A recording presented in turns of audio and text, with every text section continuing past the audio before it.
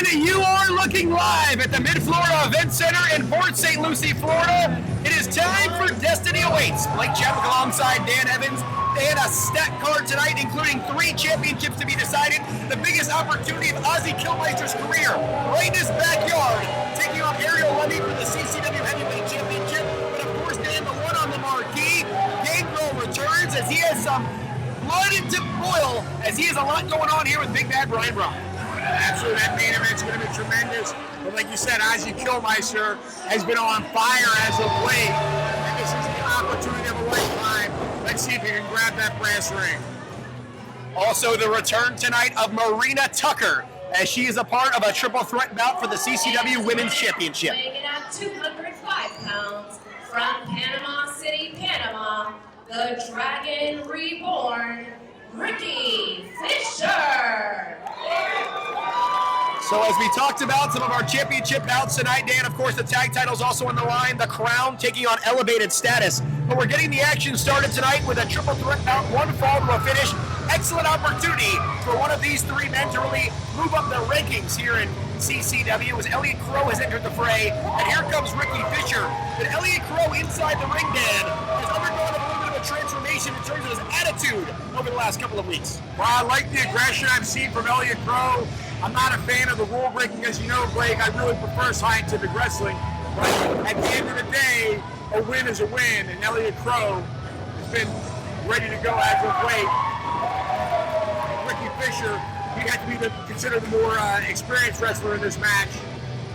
Eliott Qrow, somewhat of a rookie, as is the 3rd competitor, Joe Garcia. Perhaps the squeaky wheel will get in the grease here yet again with Eliott Qrow. Weighing in at 177 pounds from West Palm Beach, Florida, Joe Garcia.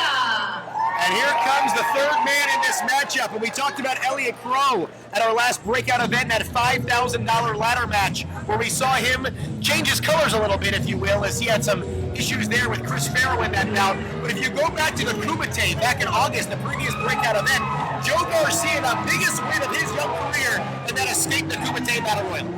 He shocked all of CCW, escaping that cage in that Battle Royal. He escaped the cage Battle Royal at Kumite, and really it's been somewhat of a catapult for him. It's gotten him more matches here in CCW.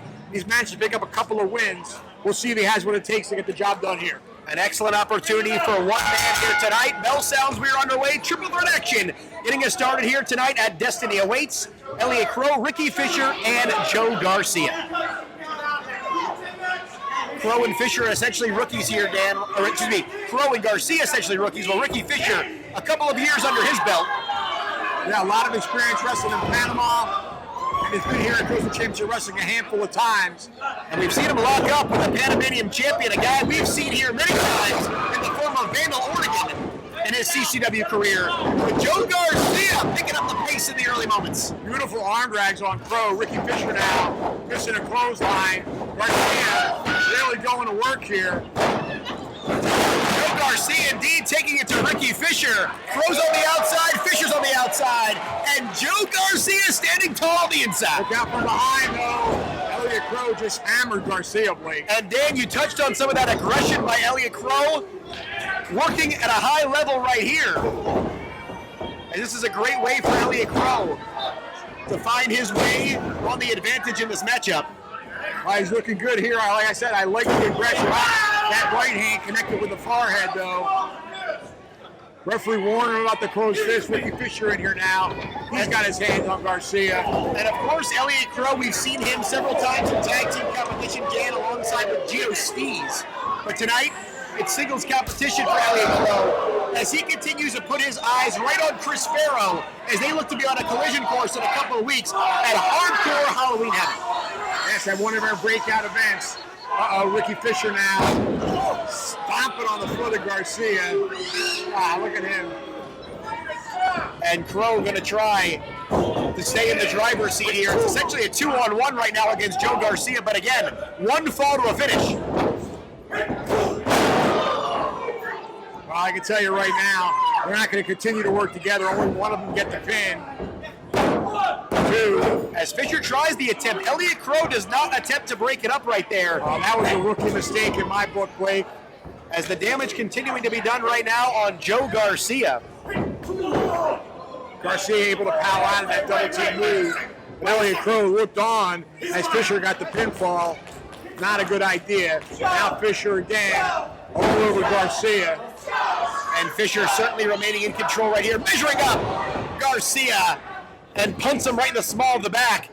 And Qrow gonna keep it moving right here. Joe Garcia in a very precarious spot. 1, 2. And again, Eliott Qrow making a huge rookie error in my estimation, Blake. Not breaking up that pin. As right now, Qrow and Fisher appear to be on the same page here. Almost a handicap matchup.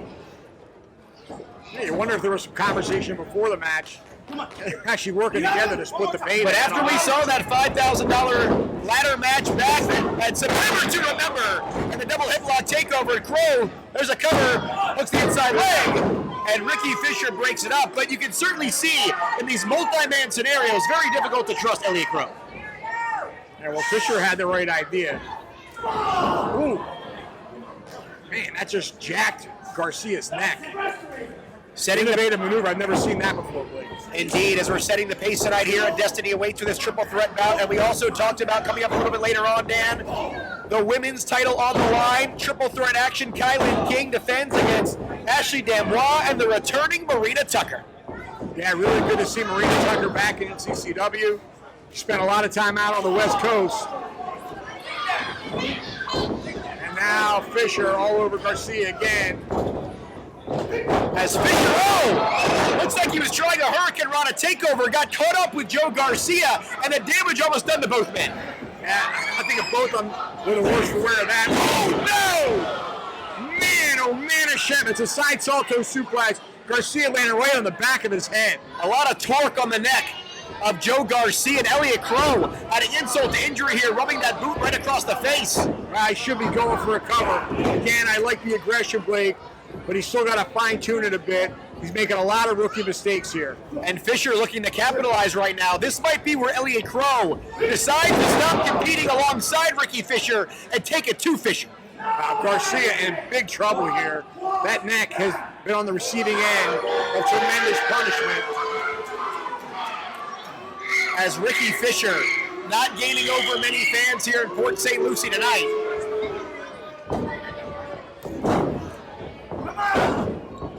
As Fisher back and forth, Garcia back and forth with Qrow. Now, unbelievable. Garcia somehow just firing back. Like, what guts? What heart? Gaining a second win perhaps here, Dan. And Eliott Qrow looking to chop that off at the knees. And Qrow blocking that suplex attempt. As Eliott Qrow, you hear him calling for Ricky Fisher. It seems like there was some sort of plan formulated, Dan. Oh my goodness! Joe Garcia!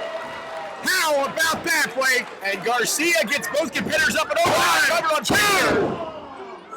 And somehow Fisher hangs on. But Joe Garcia here going 1-on-2 in this opening contest. 1, 2. As the official doing his best to maintain order right here. All three men down, he's administering the count, Blake. As Garcia, Qrow, and Fisher all trying to get back to a vertical base here, Dan. Fisher up on his feet first. All three men stumbling around here. Fisher sidesteps Joe Garcia. They get tied up in the center of the ring right here. Now Fisher is grabbing the hold in desperation, but Garcia firing away with the holes on him. One for Eliott Qrow. Here comes Joe Garcia. Garcia he is fired up. Exploding through the competition, Dan. And Garcia, that flipping neckbreaker. And Eliott Qrow could be in a prone scenario right here, but he's underneath that bottom rope. As Ricky Fisher back on his feet, there's a cover tip by Garcia. Not even a 1 count. But that odd man out, Ricky Fisher, indeed breaks it up. And Fisher, it's taken right down by Joe Garcia. Oh, Garcia, unbelievable. What a performance he's putting in here, but unable to capitalize, Blake. Now he's calling for the cover. Leaving it all out there. There's a cover on Ricky Fisher, hooks to that front leg, and a 2.5. A little hesitation there by the referee. As Ricky Fisher appears to be a bit stunned right now as Eliott Qrow looks to measure up Garcia. And Qrow unloading now on Joe Garcia. This is an opportunity for Qrow to capitalize with Fisher down. Absolutely. Eliott Qrow now all over Garcia. And Eliott Qrow driving that boot to the throat of Joe Garcia. And once again, Dan, a 2-on-1 beatdown. Yeah, they're stopping a mud hole in Joe Garcia. Oh! Eliott Qrow's had enough of that partnership with Ricky. And just like that, Eliott Qrow turns his back on Ricky Fisher. Remember, Dan, every man for themselves here. And Garcia runs Qrow to the ropes. Look how to roll. 1, 2, 3. Garcia does it. Garcia does it. Garcia does it.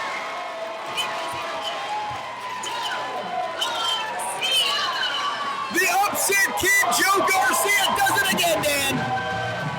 Unbelievable. What a huge victory by Joe Garcia, and the crowd really coming alive for him. His signature win was that Escape the Kumite Battle Royal back in August. He's braved the winds and the land of CCW and has come out on top yet again to kick off Destiny Awaits here in Port St. Lucie as Joe Garcia looks to make it his year here in CCW.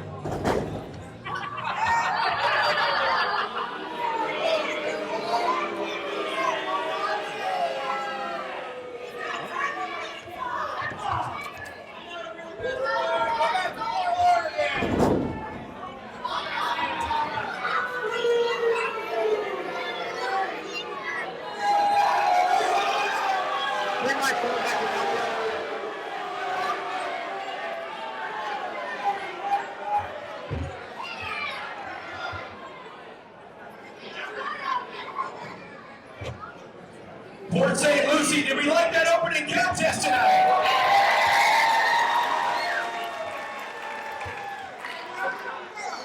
I'm going to turn things back over to Lucie in just a second. Just a quick announcement here, fans.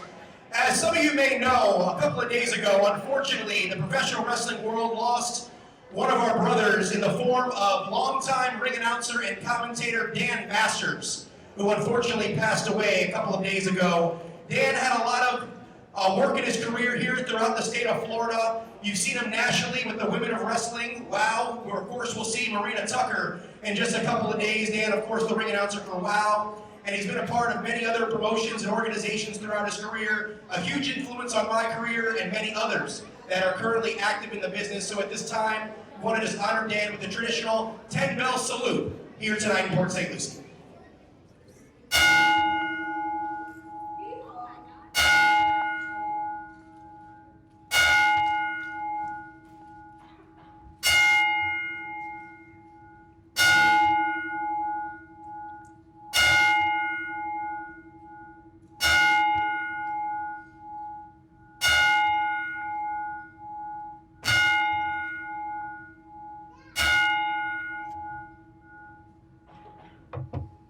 Thank you.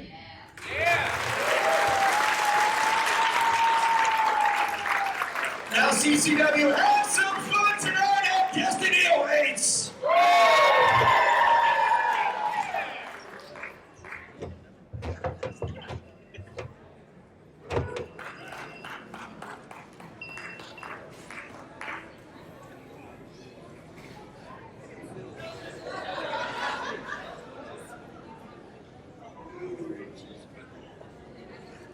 Ladies and gentlemen, the following contest is scheduled for one fall. Introducing first, weighing in at 225 pounds, the Bulgarian Punisher. This is Meto. So the action continues here in Port St. Lucie. Destiny Awaits. Blake Chadwick alongside Dan Evans. The man who has yet to be pinned here in Coastal Championship Wrestling, the Bulgarian Punisher, Meto. Right back here in PSL. And Meto has been on fire since his start here in Coastal Championship Wrestling. That fire seemingly cannot be put out. But we'll see if his opponent tonight, Daisy Kill, can be the one to extinguish the flame. We've seen Daisy Kill receive championship shots from Cha-Cha Charlie throughout the early part of the summer and last spring. Kill, of course, having some higher profile matches in CCW. Wait a minute. Here comes Daisy Kill. We see the motor vantage point. Oh! And he just sends Meto right into steel steps. What the hell is this about? Daisy Kill not even introduced here. And Daisy Kill looking to get a one-up on Meto before the bell even rings.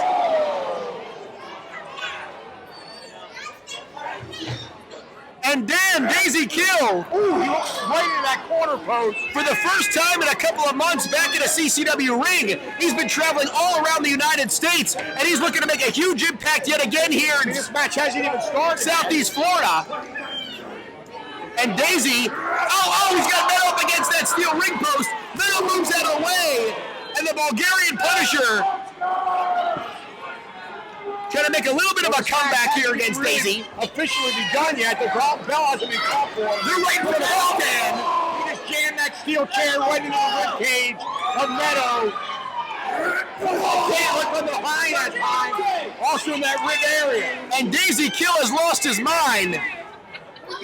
I'll help you find it, don't worry about it. Randy Eller's not even called for the bell. And then where the hell did this come You're not gonna from? need it, don't worry. Meto looks like he has a cut over his forehead. As the blood beginning to drip down from Meto's forehead, indeed, Dan, as this is the first time, at least to my knowledge, that Meto's ever been in this much peril. You don't care about him.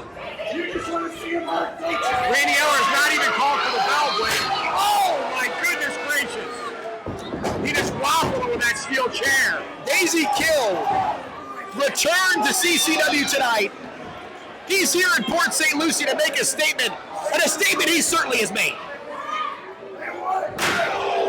Come on, Randy Eller needs to do something, Blake.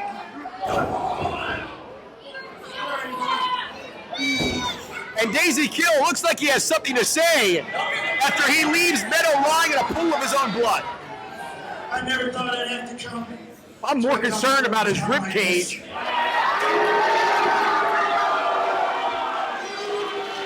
Going to work on the back and rib area with that steel chair, Blake. The trash can, don't you?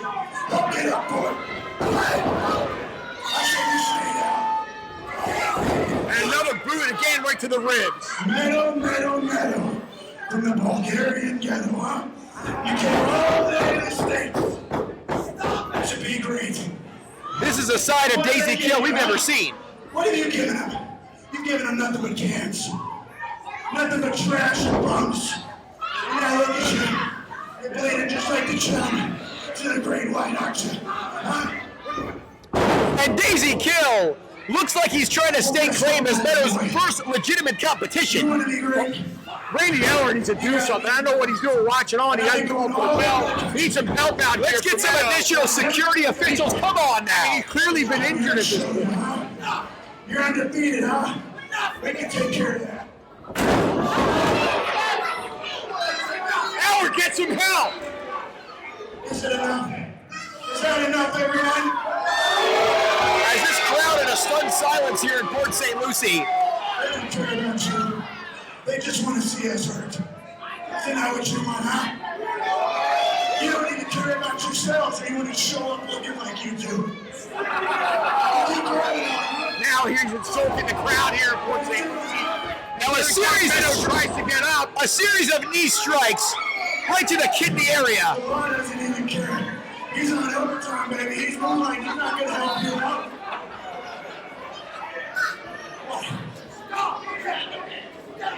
Don't worry. Eller, get some help. Plenty of opportunities. And I'm going to be honest. I can't As wait. finally, here comes a series of officials.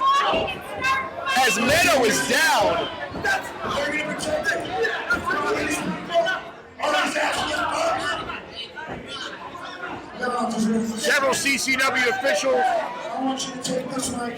Give it over to that little lady right there. She's got a lot of matches to call tonight. Because these absolute garbage fellas.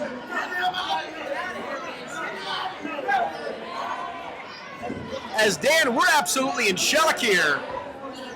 As Meto has never felt this kind of punishment before. Get Daisy Kill out of here. This is absolutely gone way too far. This is ridiculous. Get him the hell out of here.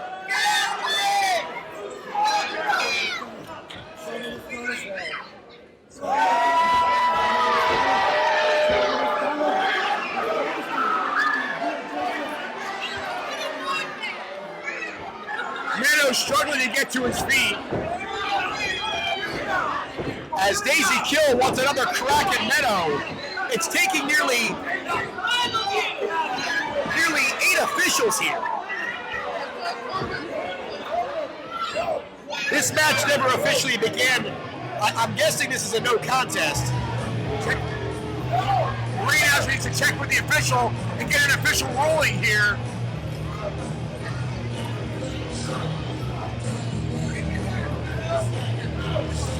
Meto trying to get to his feet. As Dan, once again, in over a year of Meto being in Coastal Championship Wrestling, I don't think I've ever seen him in this type of position. No, he didn't have a chance from the get-go.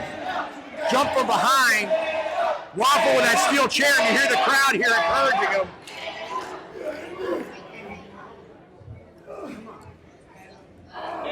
As it's taking, looks somewhere in the neighborhood of 5 officials to help Meto to the back, but I can guarantee you one thing, Dan, this is not the last we've heard of Meto as it relates to Daisy Kill. Oh, absolutely not. I'd be shocked if he doesn't go after him in the locker room. If he can even stand up at this point. And hopefully before we go off the air tonight at Destiny Awaits, he could have a serious injury. We can hopefully get an update on his medical condition, that of Meto. And the one thing we also need to keep in mind, Dan, in 24 hours, he'll be down in Bash the Brew 21 at Eliott. We'll see if he can compete. I don't think he'll be able to. I've just been informed that due to injuries to Meto, this has been ruled a no contest. So it is indeed a no contest according to our ring announcer, Lucie Almeida. So certainly an interesting turn of events here, but we are just getting started in Port St. Lucie.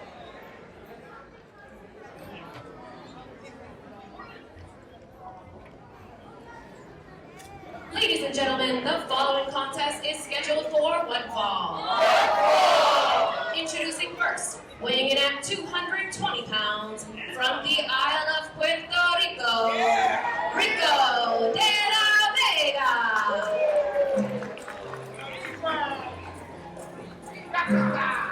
So the action continues here inside the Mid-Florida Event Center as, man, we're still trying to pick up the pieces after Meto brutally attacked by Daisy Kill before the bell even rang. Well, I have some concern about his health right now.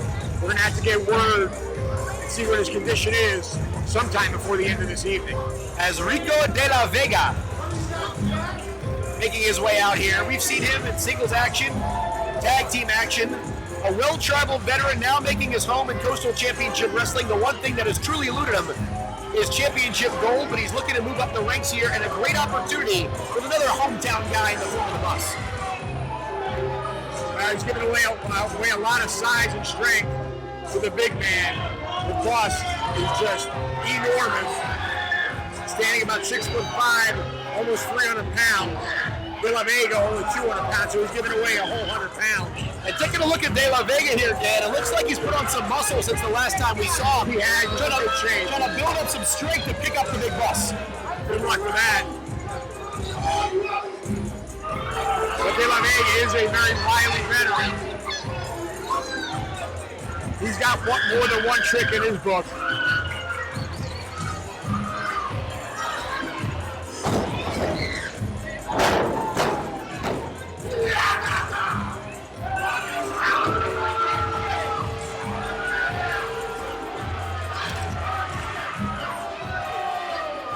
So as De La Vega is in, we now await for the bus to pull into the station here in Port St. Lucie.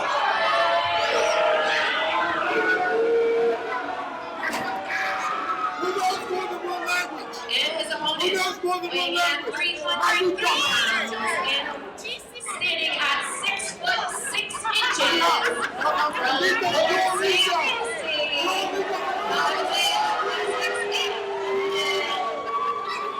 the bus, Big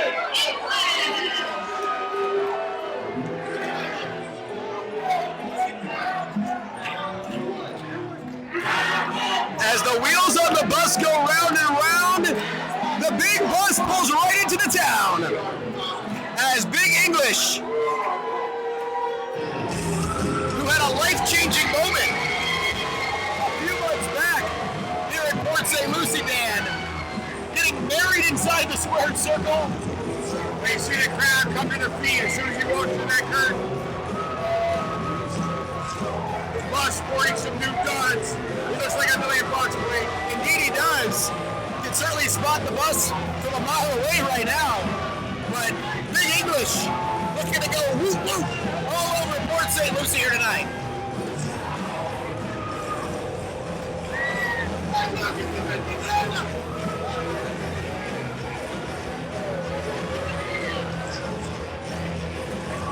And then originally tonight, from what I understand, Big English was supposed to take on another big man in the form of Luke Sampson, of course, with Lou Spector. Have not seen any resident scumbags here tonight. Well, I know that Sampson, coming from Atlanta, had some travel issues due to the weather. Just past Hurricane Ian. But now I hope those folks hold up. Otherwise, we'll just have about 300 pounds of bus right on our table. As Big English all sorts of fired up tonight. It's going to be a contrast of styles tonight in Port St. Lucie. Well, Villa Vega's going to have to hit and run, in my estimation. The proverbial stick and move strategy appears to be one that would benefit Rico de la Vega here tonight.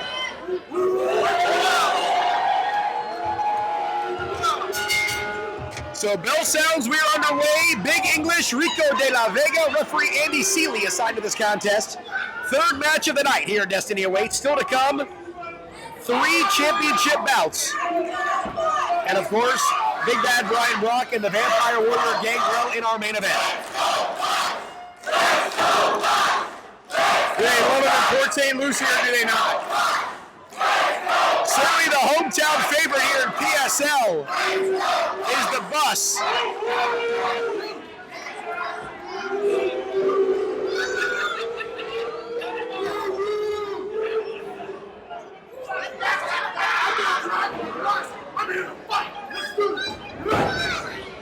So Rico de la Vega looking to throw down here with the bus, but again, and that size differential going to be a lot to overcome for de la Vega. Well, Vega's going to try and match strength with Big English. He's got another thing coming. Not a great strategy from a veteran like De La Vega. As right now, Rico exchanging some words with our official. He needs to stay focused on the task at hand here in the bus Big English. De La Vega competed all around the United States as well as Puerto Rico.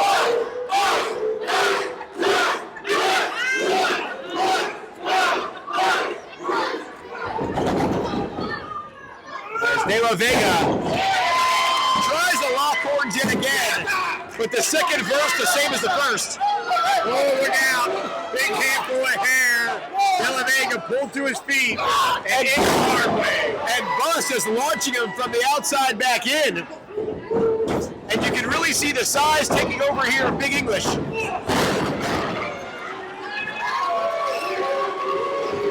he missed a couple of clotheslines, but he connected with that elbow and a big scoop here. And slams him down to the center of the ring. Plants him down, and Big English might be looking to head to the bus stop a little bit early. Well, he's not getting paid by the minute. Might as well put him away if he can. And the bus has him up here. And De La Vega, not many places to go, trying to hook on back up home. But Bus dumps him down, 2, and somehow De La Vega slips that left shoulder up. That was it, Blake. That certainly looked to be on the cusp. As De La Vega, smart veteran move there. I'm just going to say, De La Vega, an intelligent wrestler. Big English certainly looked like he was ready to turn the corner and pull right into the station. Too worried about us over here, Dan. As Big English, the right hand, that was De La Vega. Big English beating De La Vega from pillar to post. Rico unable to gain any momentum in this match at all. The bus cutting it off at every turn. Oh, well, that'll do the trick. That right shoulder and bicep area connected with that corner post. And De La Vega smells blood. Starting to pick up the pace a bit, Dan. Sends Big English back inside the ring, and that's right into the comfort zone of De La Vega. Well, I got to tell you, he needs to get in after him and stay on him. Connects with the shoulder to the midsection there. And you can really see things slow down a bit right now by Rico De La Vega as the bus shoving him off, just trying to create a bit of separation now. But De La Vega like a rabid dog. Nice splash in the corner there. De La Vega knew that he's got to stay on him, can't give him any landing room. Continuous offensive output here from Rico De La Vega as the bus, Big English, finds himself right into the knee of De La Vega. Modified code breaker there. Went for eat the feet, but he didn't get all of it. Is it enough? It's enough to get Big English off his feet, too. And Big English with a big kick out there. Showing that power. And here comes the crowd. But on the cusp right now, it seemed like Big English was looking to get right back into this matchup, but De La Vega once again slowing down the pace. Yeah, trying to wear him down here. Has all his weight across the back, neck, and shoulder area of the bus. The bus now is going to try and get back to his feet, alleviate some of that pressure. As this crowd getting way behind the bus, as Big English now back to a vertical base here. But De La Vega trying to chop him right back down. De La Vega doing the smart thing and staying on the bus, but wait a minute. The bus has had enough. And the bus, right in his backyard here in Port St. Lucie. Blocked the shot from De La Vega, followed up with some forearm, and a big clothesline. Down goes De La Vega. Big English here, unleashing on De La Vega. He puts him in position, and then you hear the horn, the toot-toot. The bus has turned to the corner, looking to pull right to the station. There's the bus down. 2, 3, and he got him. Big win by the big bus. So in his hometown, Big English pulls out the victory.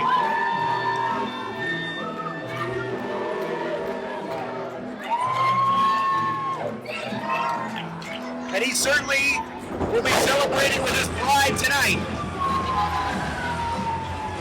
As we know, she's somewhere in the house enjoying this momentous victory.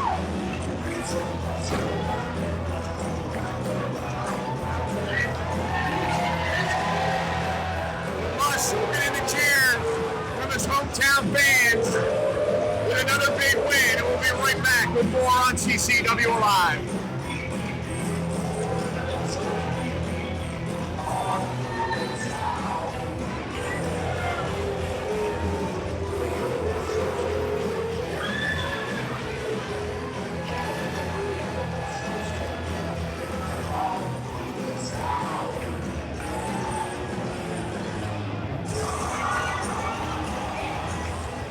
It seems like it's recording, right? Right. Can you hear it in your headphones? Yeah. You'll notice it will. No, I know, I saw the bar. Yeah.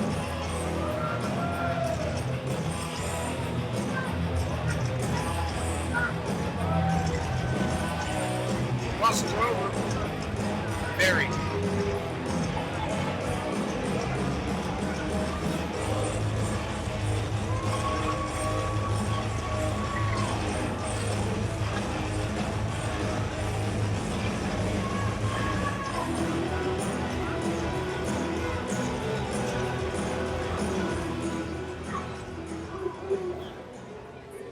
Port St. Lucie, how we doing so far? All right.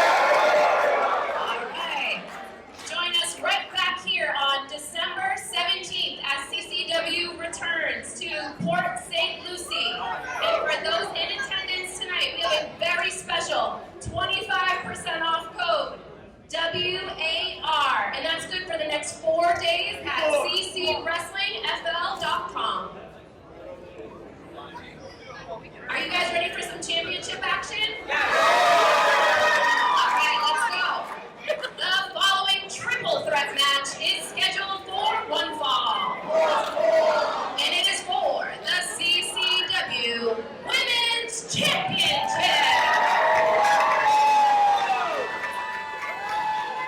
Introducing first, representing Montreal, Quebec, Canada, la creme de la creme, Ashley Dembo. So here we go, Dan. Triple threat action, one fall to a finish for the richest prize in women's wrestling here in the Southeast. Ashley Dembo back in the fold. And the last time we saw here in Fort St. Lucie, she went one-on-one with KiLynn King and really pushed the mother effing King to the limit. She came within an inch of that hand, hitting the mat for a third time, gaining that CCW Women's Championship. The creme de la creme, Ashley Dembo, as always in tip-top shape.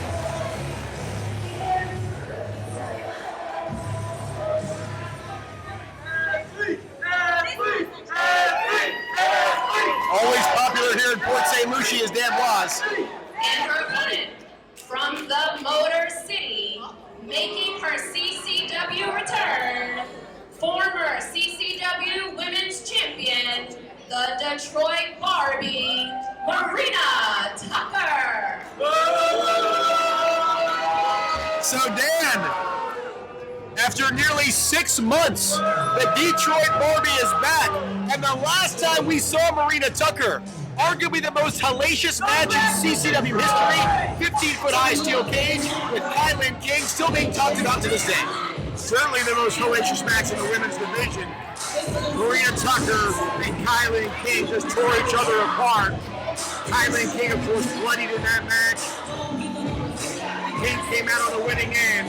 But Marina Tucker is as tough as they come. She spent about the last 5 to 6 months out in California wrestling for Women of Wrestling. But she's back here in the Sunshine State and looking to regain that CCW Women's title. Set to debut nationally with CBS this coming week, I believe. And how much sweeter will it be if she's also wearing CCW Women's gold for a third time? And their opponent from Gainesville, Ohio, she is your CCW Women's Champion, KiLynn King. And here she comes, the Mother Effing King, who won the championship back in January in Passion to Brew from Marina Tucker and has dominated the division for the last 9 months. But then coming up tonight, arguably the toughest challenge to date, facing not one but 2 of the toughest competitors in all of CCW. Well, forget about the fact that they're both tough competitors. The fact that it's a triple threat match is a champion's worst nightmare. She does not have to be involved at the end of the match in order to lose that goal. There's really no champion's advantage in the multi-person matchup. No disqualifications, no countouts. KiLynn King can't utilize those rules and those factors to her advantage here. And as you pointed out, Dan, Tucker can fit Dan Blas can fit Tucker, we can see a submission. KiLynn King does not even have to be involved, and that title can leave her waist. Absolutely. King's going to have to be on her toes to walk away with that gold. We shall see if the destiny of the championship awaits either Marina Tucker or Ashley Dan Blas here tonight in Port St. Lucie.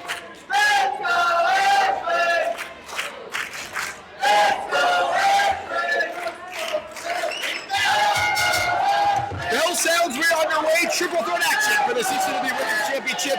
KiLynn King defending against Ashley Dan Blas and Marina Tucker. It's the Mother Effing King, the Detroit Barbie, and the creme de la creme.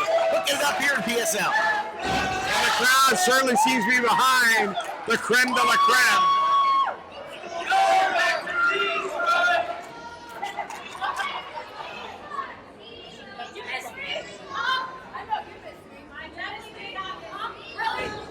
As Marina Tucker showing that aggression, certainly has not lost her attitude since she left CCW. Yes, she has not.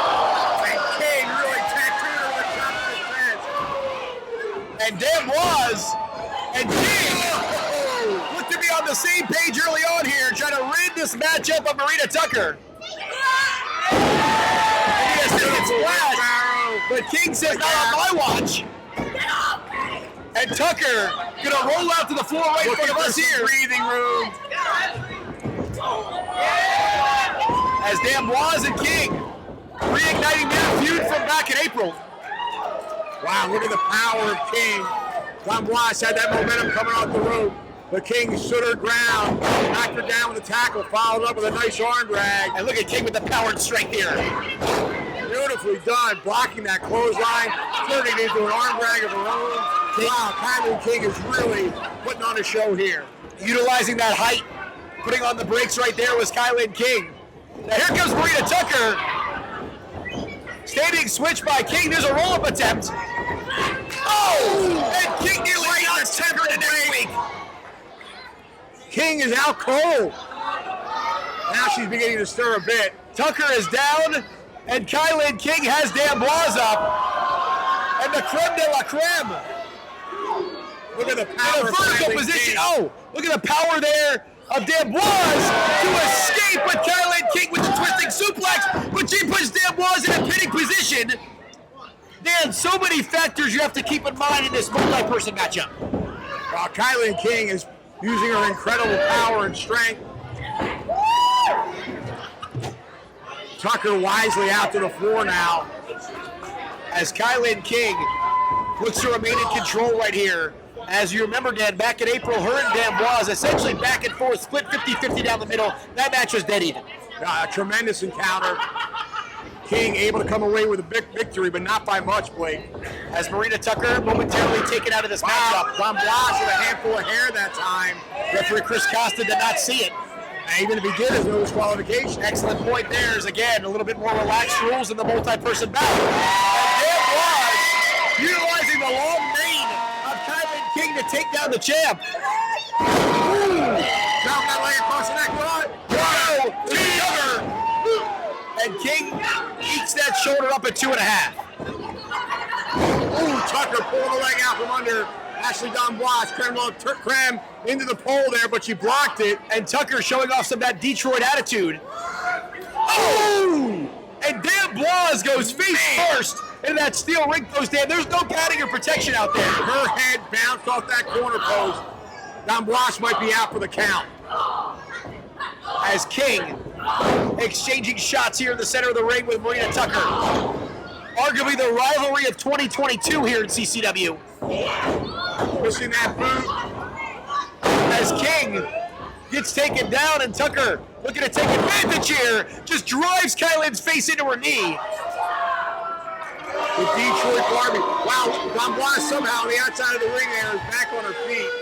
I didn't think we'd see her again for the remainder of the match after taking that corner post. As Marina Tucker in the center of the ring here, KiLynn looking to swing the tide back her direction.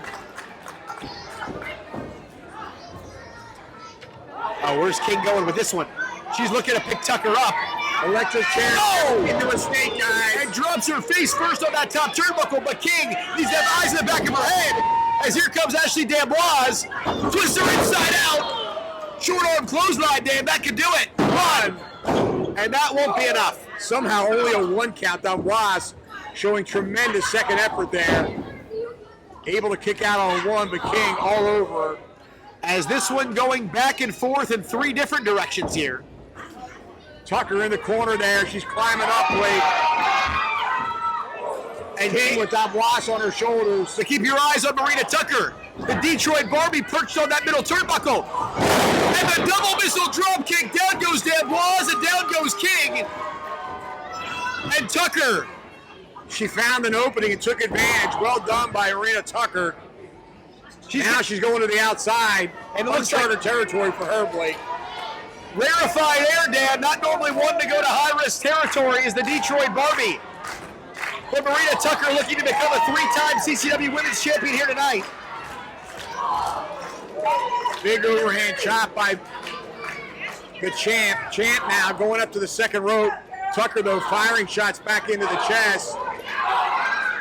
As Tucker and King exchanging blows, very precarious position. Shades at the top of the cage 6 months ago here. As Wash back up to her feet, surveying her two opponents on the other side of the ring. She certainly has her eyes fixated on that top turnbuckle, but at this point, D'Amboise, it's wise to stay back and watch what's happening. And she seems to be biding her time there, looking for an opening. But now, King, both legs on the outside of the ring. Oh! Into the tree of woe she goes. And Marina Tucker looks to be in position, but look at D'Amboise, like a shark smelling blood and water, as KiLynn King trying to pull herself up to a vertical base. And King, she grabs up. The German suplex on D'Amboise while simultaneously superplexing Marina Tucker. All three women are laid out. The CCW Women's Championship hanging in the balance here at Destiny Awaits. Referee Christopher Costa checking on all three ladies. All three of them down. It should be a ministry account. But King now looks like she's calling towards a cover. But D'Amboise back up to her knees now. As KiLynn King looks to take advantage. As D'Amboise, Tucker, King, all three women exchanging blows in the center of the ring. They're all leaving it out here tonight. Trying to walk away with the championship.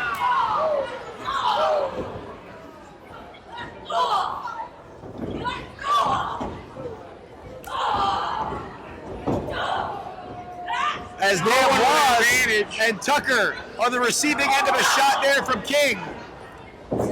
And now D'Amboise and Tucker getting into it. Oh! And Tucker with the knee right to the jaw. That might have knocked down D'Amboise. And King driving Tucker face first into the canvas. D'Amboise looking to take back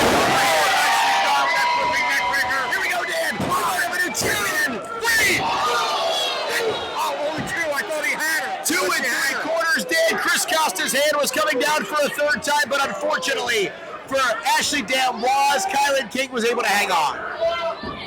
She went for that Uranagi, but King able to arm drag her out of it, connects with a side kick right to the head.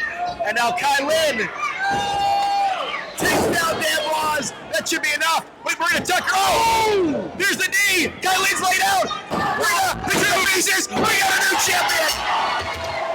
Tucker stole one. Wow, unbelievable. Marina Tucker's the 3-time CCW Women's Champion. And new CCW Women's Champion, Marina Tucker. King took that knee to the face, sent her right out of the ring. She didn't even see the pinfall.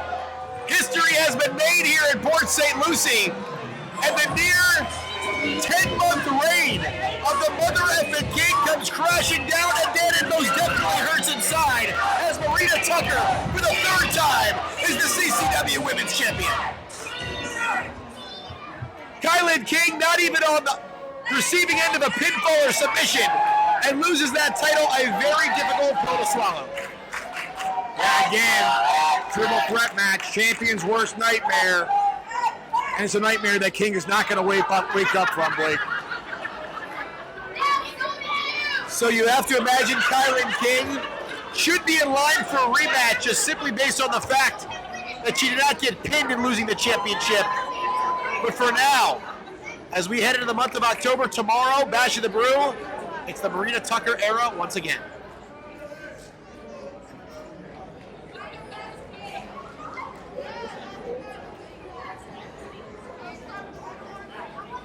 Ladies and gentlemen, following the show, join us at Eastport Plaza, Big Apple Pizza, where CCW wrestling fans receive special promotions for cheese pizza and 6 garlic knots. The following contest is scheduled for one fall, and it is for the CCW Tag Team Championship. Introducing first, weighing in at 100 pounds, the Qrown.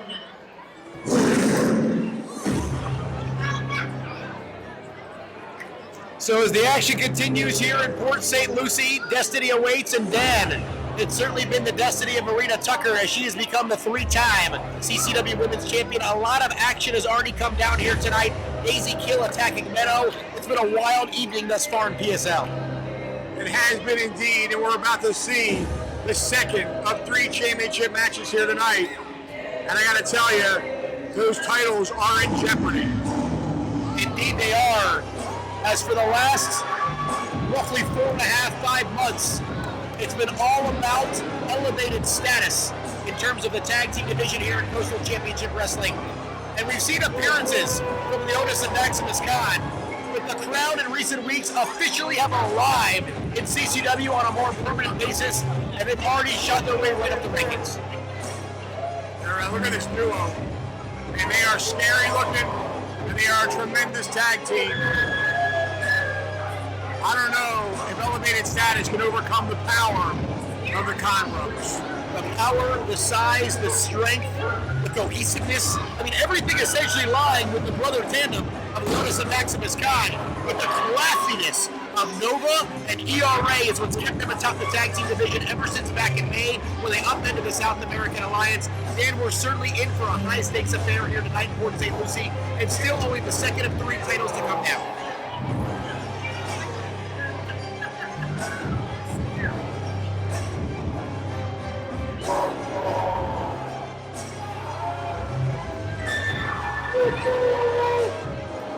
Certainly 2 physically imposing individuals, Eliott and Maximus Khan.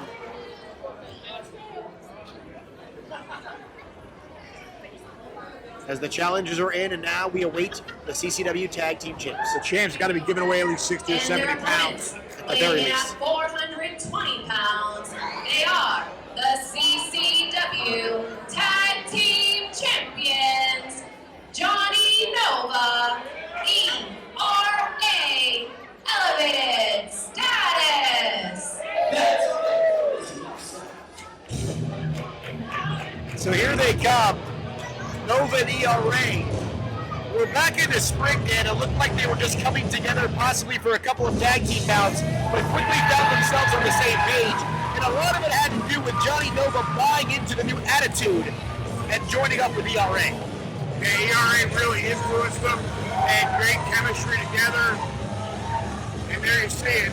They've held on to those tag team titles for what, 5-6 months now? Yeah, back in May at Bash of the Brew. As Nova on your left, ERA on your right. And whether you like him or not, Dan, one thing you can not discount is their tag team prowess from bell to bell.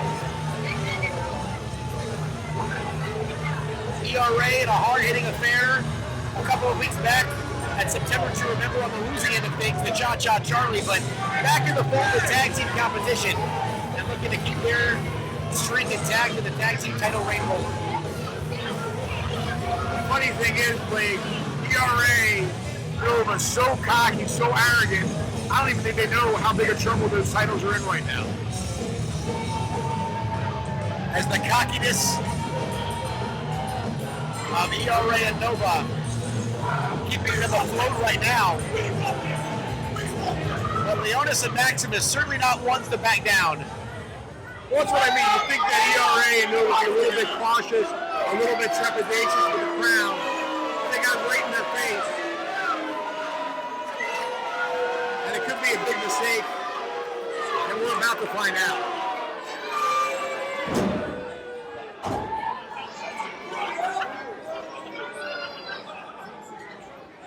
We shall see if the Qrown will be crowned here tonight.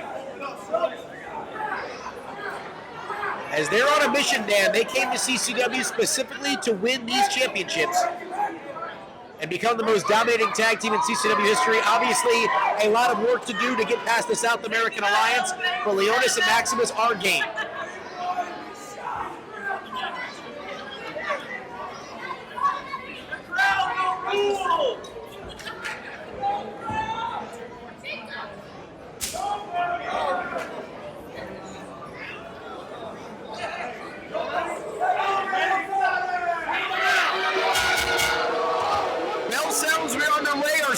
3 championships to come down here tonight in Destiny Awaits as the tag team titles are on the line, Elevated Status and the Qrown. Well, the Qrown, certainly the crowd favorites here.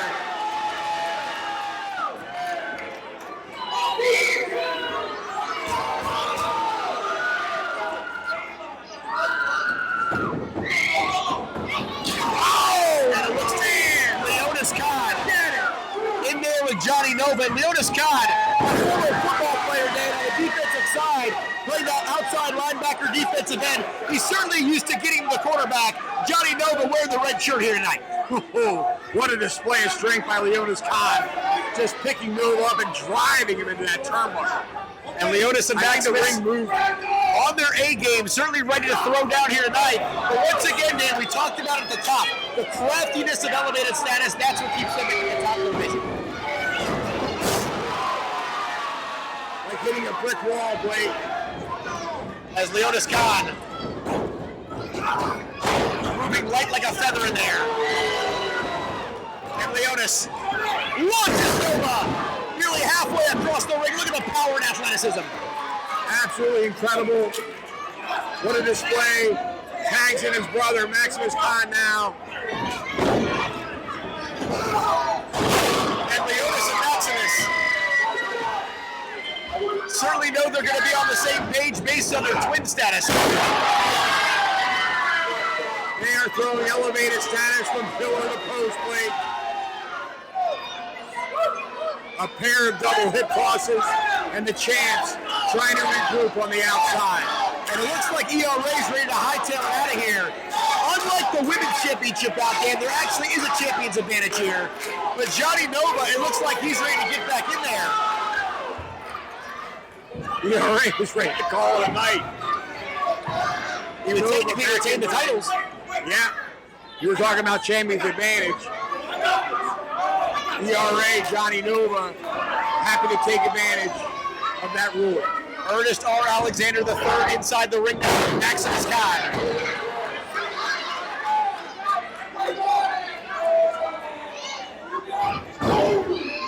ERA with a right hand. Khan just absorbing that blow. And Maximus barely fazed by that one, as you were saying, Dan. And now looks to give chase to ERA. And Johnny Nova gonna follow Maximus inside, and once again, Elevated Status taking advantage of the situation.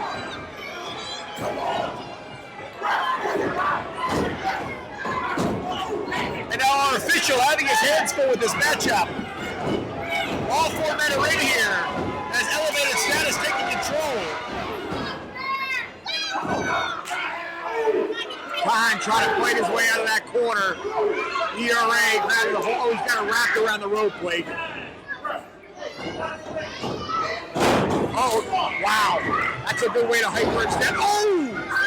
And what better way to negate the power and strength of the Qrown to take out one of their wheels? Well, it's absolutely a great strategy. Take away that mobility. And the quick tags in and out there between ERA and Nova as Maximus Khan fighting for his life there. You see Leonis chopping at the bit, trying to get back into this ring. And ERA right in the outstretched arms of Maximus. And he launches ERA right at Johnny Nova. And now Maximus Khan Makes the tag. stumbles into the corner, and here comes Leonis. Clothesline sends ERA flying over the top rope. Johnny Nova all alone in the ring with the crowd, and we could have new champions in just a matter of moments. And Leonis and Maximus pinballing Johnny Nova back and forth in between the crowd. And look at that Beal launching Nova. Double Beal throw. Nova had to be 10 feet in the air. We're looking for that tandem tag team maneuver. Now they're setting him up here. Nova's in the corner. There comes Maximus before Leonis. Get in there. There's a low blow, and the referee's calling for the foul. Come on, come on. Blatant low blow. Right in front of the referee.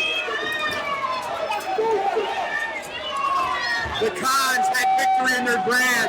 Elevated Status on the cusp of losing the tag team championships.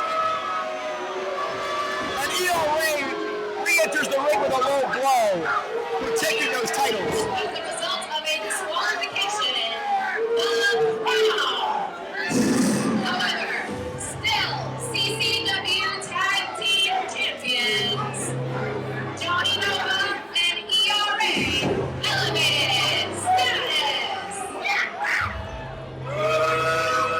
So Dan, you have to imagine, after the way this played out, Leonis and Maximus Khan, unfinished business now with elevated status, and it looks like Maximus has something to say.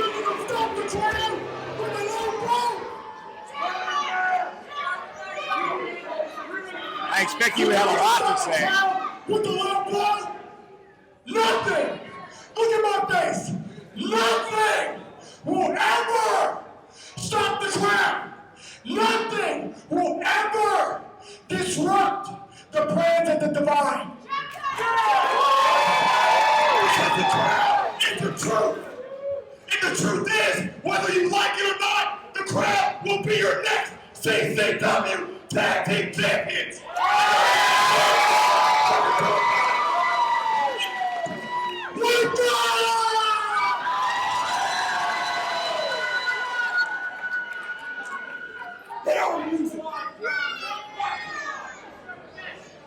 Well, they certainly made a statement inside the ring, and now they made a statement with their voices as the crowd unfinished business with elevated status. And I would have to imagine sometime very soon, maybe as soon as 24 hours from now, Dan, we could see a rematch down in Eliott Bash at the Brew 21.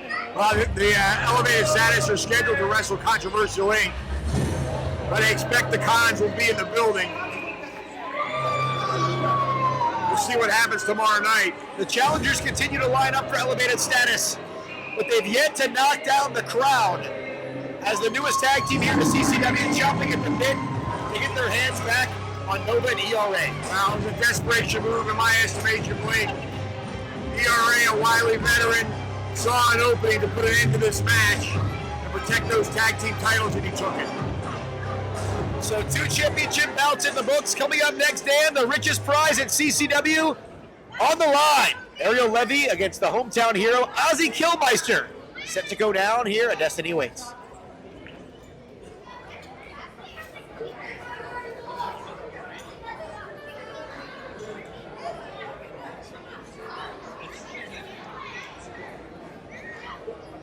What are they doing?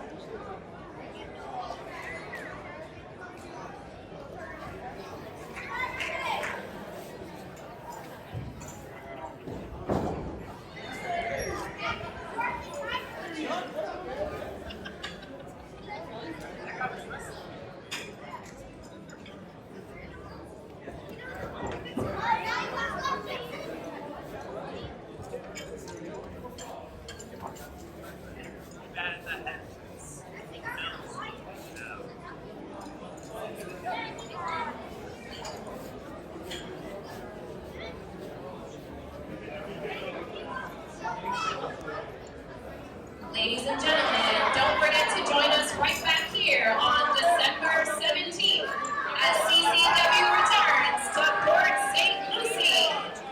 And for the next 4 days, a very special 25% off code WAR4 can be used at ccwrestlingfl.com.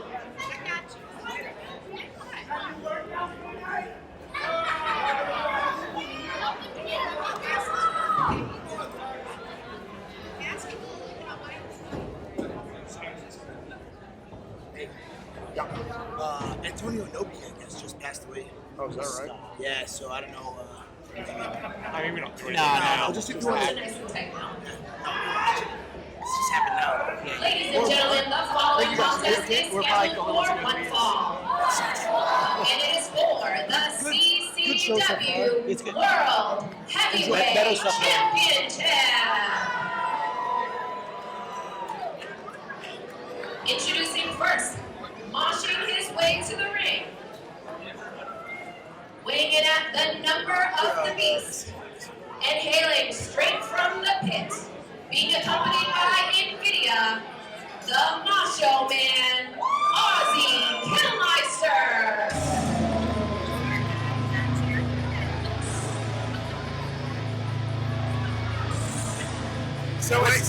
to mosh, Dan, as the Macho Man, Ozzy Kilmeister, coming out here. Listen to this ovation. The biggest match of his career, unquestionably, coming down right now. Without a doubt, the opportunity of a lifetime for Ozzy Kilmeister.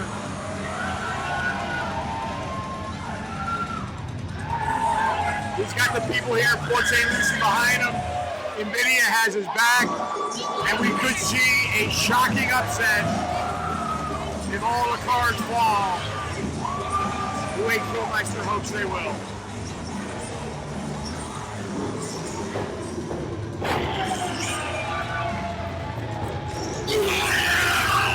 That's Kilmeister.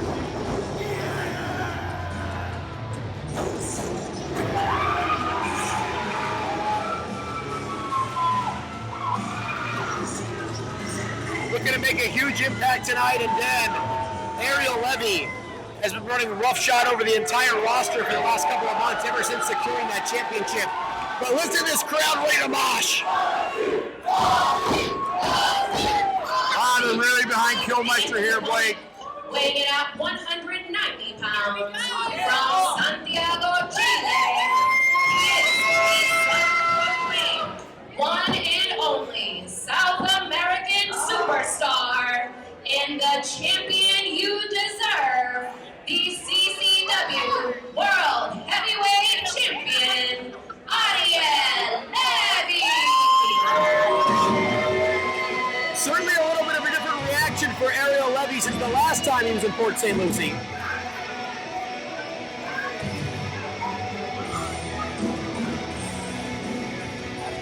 As here comes the Chilean superstar, your current reigning and defending CCW Heavyweight Champion.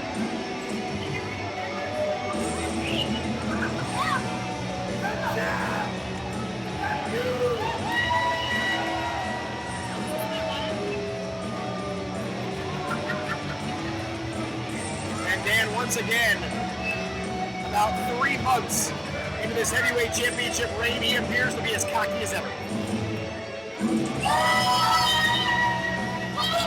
Well, look at Levy. He is so impressed with himself.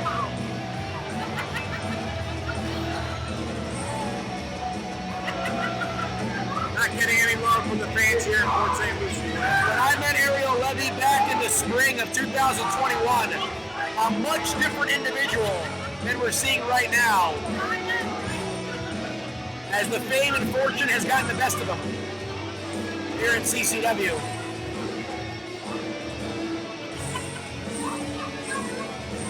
The question on my mind, though, Blake, is where is Vinicius?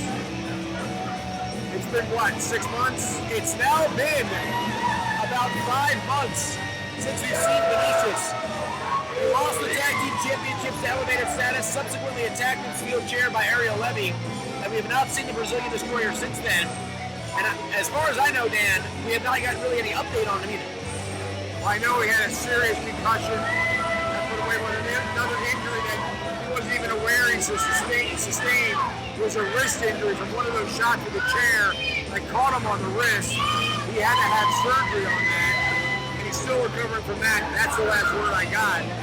I'm assuming that was through Bill Alfonso. I beg your pardon? I'm assuming that was through Bill Alfonso. It was through Bill. There's no contact with Vinicius anywhere here at CCW. Trying to get some of our investigative reporters on it to get an update on the Brazilian Destroyer as we're nearing the end of 2022. And it's been some time since we've seen him. And we've certainly seen his former tag team partner, Ariel Levy, each and everywhere CCW is.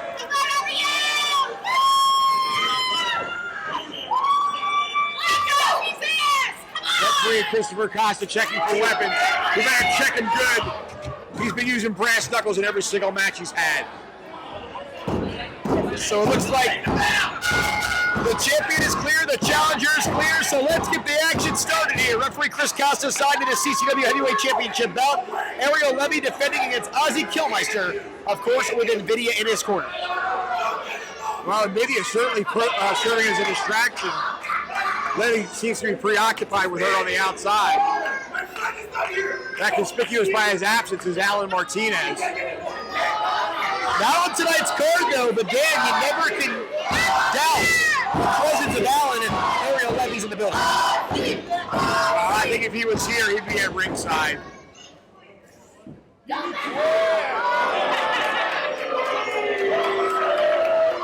As Levy, he always wanted to be Shawn Michaels growing up. Now he gets to hit the pose. Levy's certainly in fantastic condition. You can't take that away from him, Blake. The champ certainly living up to the billing here. Qrow has a little bit of weight advantage over the champ. But to his credit, Dan, over the last several months, Ozzy Kilmeister has really leaned up, dropped some weight, and become even more swift inside that ring. You can tell he's been spending some time in the gym. Ariel Levy, though, now challenge him to a test of strength.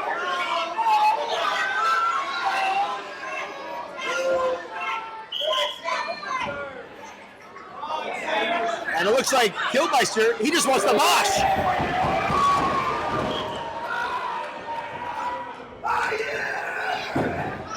Certainly Levy. a different tune than Ariel Levy might be singing. As Kilmeister showing off that power, Dan, just drives that shoulder right to Levy. Another big shoulder tackle. The champ is down. Kilmeister now. Big slam in the center of the ring. He's saying he's going to the top. Maybe a little bit early. Rarefied air here as Kilmeister. Blake, he's going for it all. He's going all the way upstairs. Ozzy Kilmeister. Yeah, I thought so. Might have been looking to shut the door right there, but Ariel Levy rolls to the outside. A bit too early in the match. NVIDIA. I don't blame Levy. NVIDIA just freaks me out, man. I thought Levy might have put his hands on NVIDIA. Certainly want to make sure that the Chilean superstar keeps his eyes focused on Kilmeister. Big overhand shot by the Masha. And Kilmeister. You better be careful of the count, though, Blake. He's right at home, Dan. He's in his playground on the outside of the ring.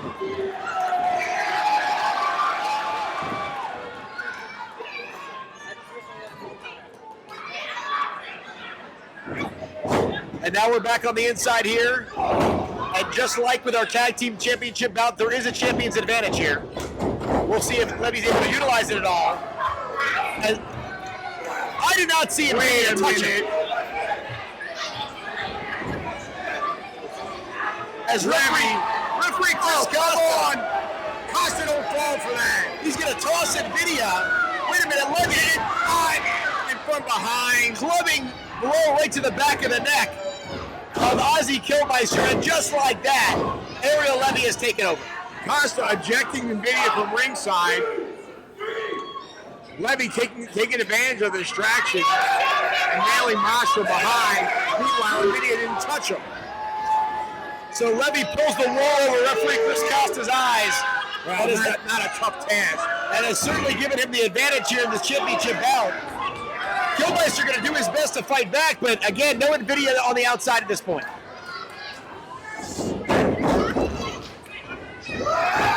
As Levy takes down Kilmeister, now mocking Ozzy. Driving those knees right to the face. Creating some whiplash right there is Ariel Levy. Exploder suplex. Goes for the cover, Blake. This could do it. Here we go. There's the cover. 1, 2. Kilmeister able to power out of that one. As Ozzy Kilmeister now Punching the back of his head. trying to feed off of this crowd in Fort St. Lucie. 100% behind the challenger. They certainly are. Kilmeister has the backing of the fans here. And Levy creates some space yet again. And Kilmeister there playing a little bit of a defense here, some countering. And Levy snaps that neck right across that top rope. And now Levy's going to turn him around. And look at that whiplash. Kilmeister in trouble now. Levy wasting time on the outside, though.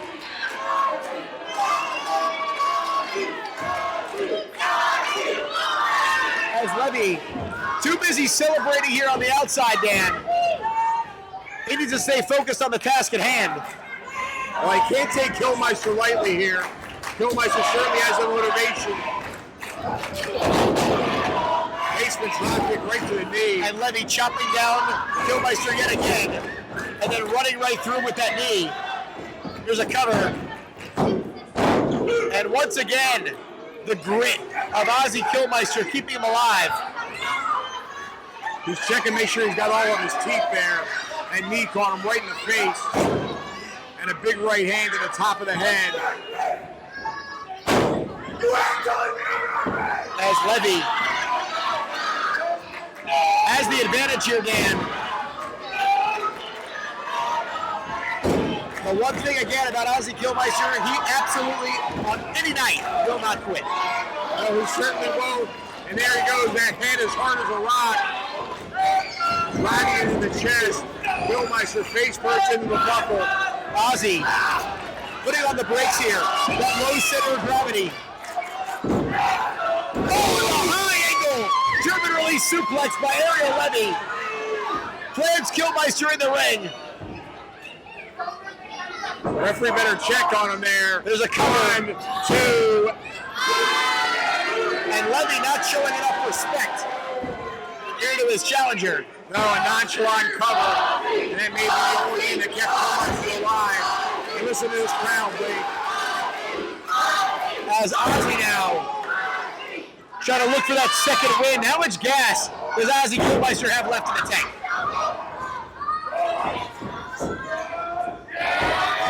Kilmeister has it off. He lost him. And Blue Thunder Bomb lands him in the center of the ring too.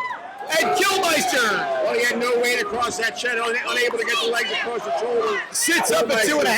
Yeah, he's just able to raise that shoulder up. And now Levy. He Levy said lying in wait. Kilmeister trying to get to his feet. Levy indicating that should be enough. And Levy goes for that code breaker. And Kilmeister connects with a face buster. That could be the opening that Ozzy Kilmeister was looking for. Now's his opportunity, Blake. Levy in the corner, the crowd going crazy. Kilmeister, just like he's in the mosh pit. And Kilmeister not slowing down here. And he can't slow down, Blake. He's got Levy where he wants him. He needs to take advantage now and put him away and win that title. And he's got him up here. Oh, He lost him. connects with a Blue Thunder Bomb, does not get it the same as Levy. Wow, if only been able to hang on and get all of that, he might have had him. Levy barely able to raise a shoulder there. As referee Chris Costa checking in, Ozzy Kilmeister has Ariel Levy in a prone position.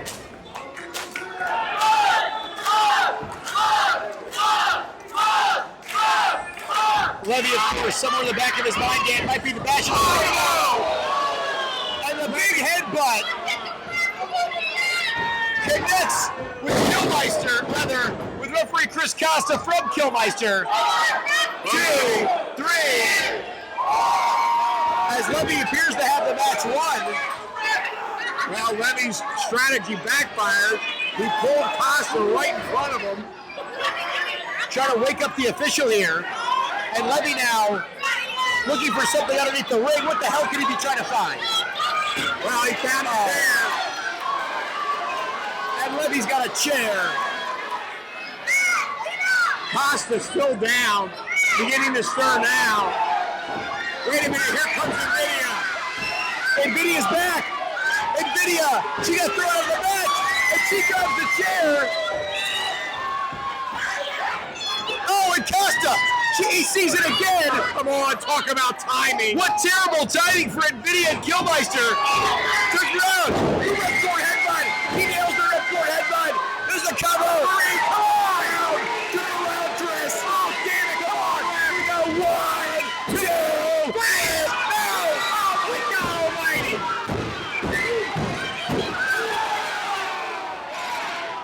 Ozzy Kilmeister. is it. And now Ozzy, he's starting to see the light here. Kilmeister realizes the title's within his grasp. Oh, Levy Qrow. Unbeknownst yet again to an official. He nails it this time. Oh, that's good. No, it can't end like this. 2, 3.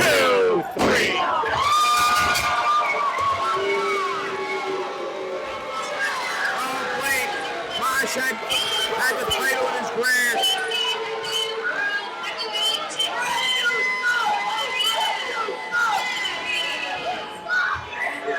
Ariel Levy with a huge win tonight, knocking off Ozzy Kilmeister. You have to tip your cap to the Macho Man. He was within a hair's breadth of securing the richest prize in CCW.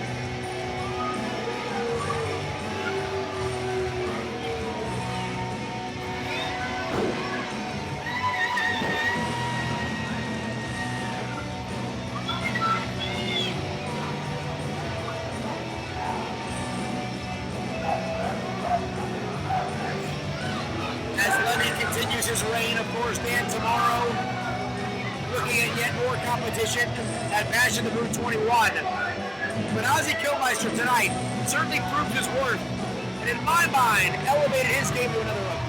He really did. He came within just a hair's breadth of getting that title. Ariel Levy played Christopher Costa like a fiddle in this match. Hey, come on!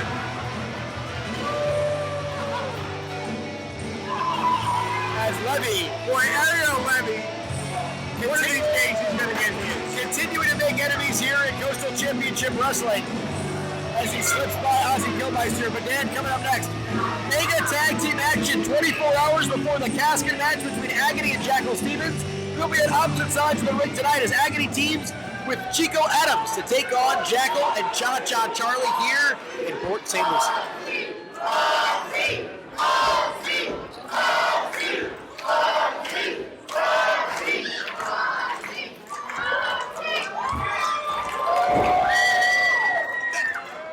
Get that shirt out of the corner. Fucking walks by and he sees it. Fucking there. I hate that. Makes me out of my mind. People leave fucking ring gear in the corner and nobody will grab it. Fucking idiots.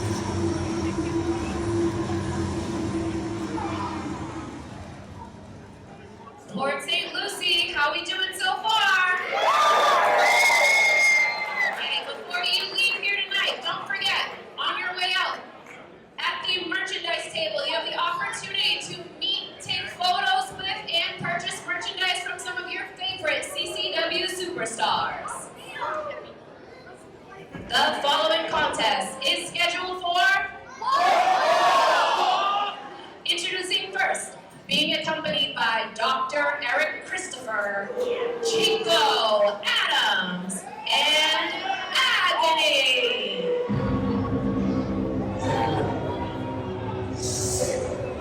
Co-main event of the evening here, Dan, coming down tag team action.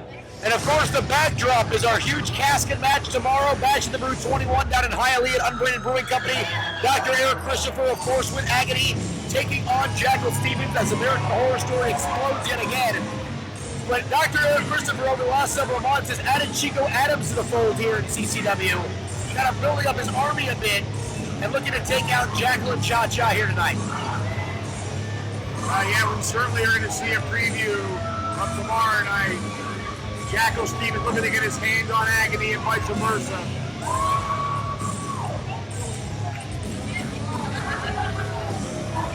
And Chico Adams and Agony have teamed together several times now, and they've made quite the formidable duo. But I gotta think the team of Jackal Stevens and Cha-Cha Charlie has what it takes to put them down in defeat. We'll find out. Very successful, of course, teaming together about 2 months ago to knock off the current tag team champions in non-title action at the Kumite. So we know Cha-Cha and Jackal obviously can get on the same page.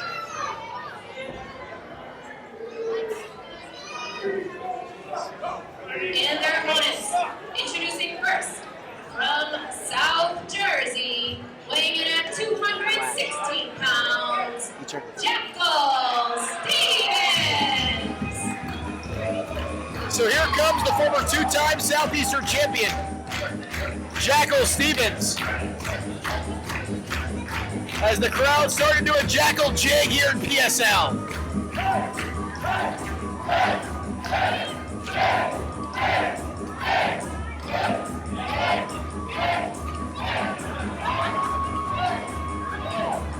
As Stevens all sorts of fired up. Heard from him a little bit earlier on tonight. And he's very focused on this one. But seemingly, not in the back of his mind, right in the front of his mind, that casket bout tomorrow at Dash of the Brew. And you wonder, Blake, is Agony going to try and injure Jackal Stevens in this match, soften him up for tomorrow, or vice versa? And his tag team partner from La República Dominicana, now residing in Hialeah, Florida,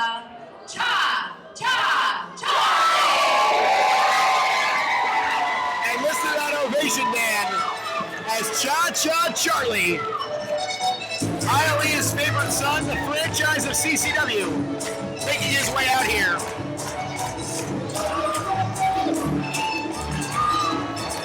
And we've seen Cha-Cha in some highly contested affairs here in this building. But we can say the same about all four men in this matchup. You go back several months ago, Agony on the cusp of winning the Impact World Championship from Lucie here in this building. So obviously a lot of success for Dr. Eric Christopher and his cohorts here at PSL. Without a doubt, Agony, you can't take anything away from him. Competition-wise, he's one of the best CCW has ever seen. Certainly a high-stakes affair with Cha-Cha and Jackal taking on Eric Christopher's crew. Cha-Cha Charlie better beware as you walk right by Agony.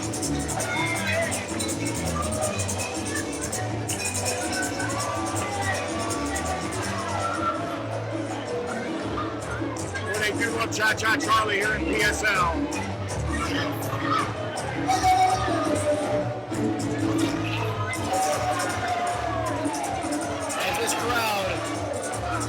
Certainly giving it a main event feel. And of course we know Big Bad Brian Brock, the Vampire Warrior Gangrel still to come, but this also on the marquee.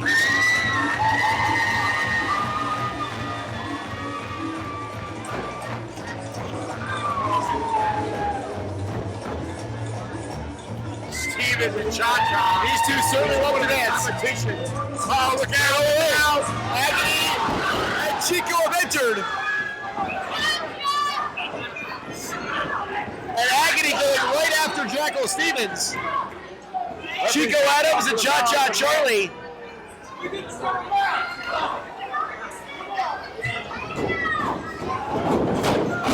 And Adams and Agony collide here, but Agony does not leave his feet. Agony barely flinched. As he's looking out towards Chico, and a double drop kick. Not quite Ricky and Robert, but Jackal and Cha-Cha send Agony to the outside.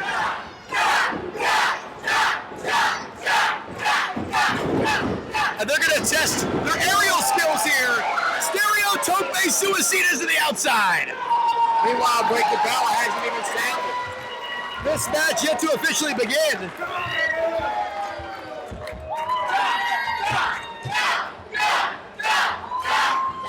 And this cannot be a part of the game plan prescription that Dr. Eric Christopher cooked up here. Bell sounds were officially underway. As Agony and Jackal looking at maybe end things in the opening minute.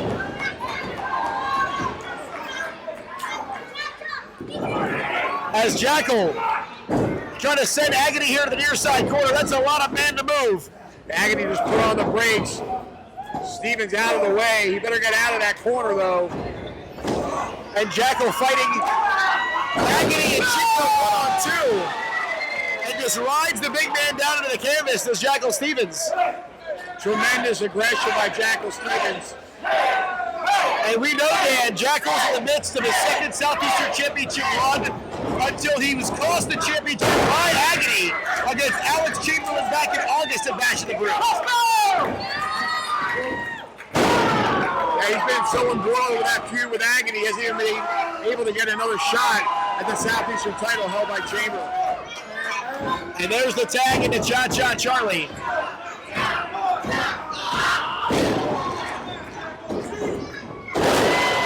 And an assisted sling blade by Cha-Cha. Only a 1 count, excuse me. And Chico's able to emerge after 1. As Cha-Cha and Jackal certainly moving at a high level here.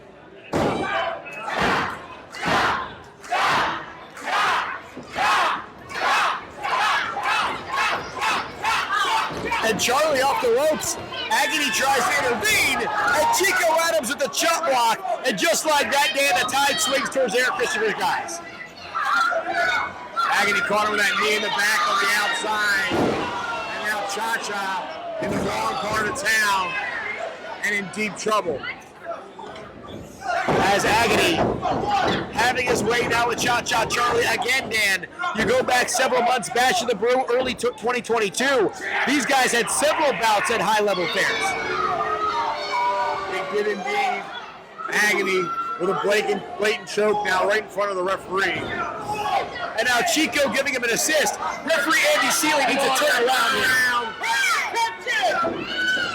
And now Stevens distracting the referee, making matters worse. As Chico unloading here on Cha-Cha Charlie in the far side corner.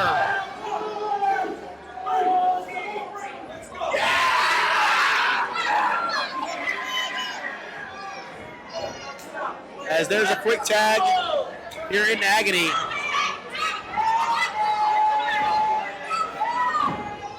As Chico and Agony continue to work well together.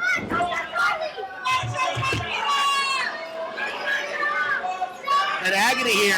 Look at this, Agony looks like he's Cha-Cha Charlie. It's almost like he's mocking Cha-Cha. I thought he might have been signaling for a chokeslam.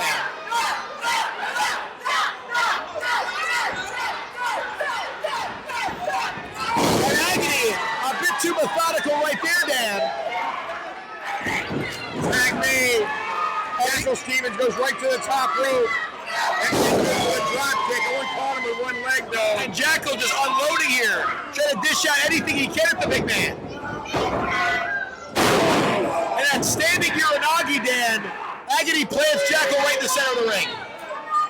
I'm kind of impressed at how well Agony and Chico Adams are working as a tag team. They're making really good tags in and out. As Chico. Certainly Adams hammering away on Jackal.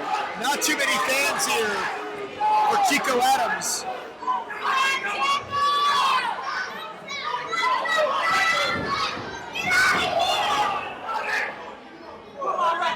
Utilizing that middle rope as a weapon. Adams with front face up now on Stevens. Clubbing forearm, blow to the back. As Chico Adams doing an excellent job of cutting this ring in half. That's because Chico does not suck!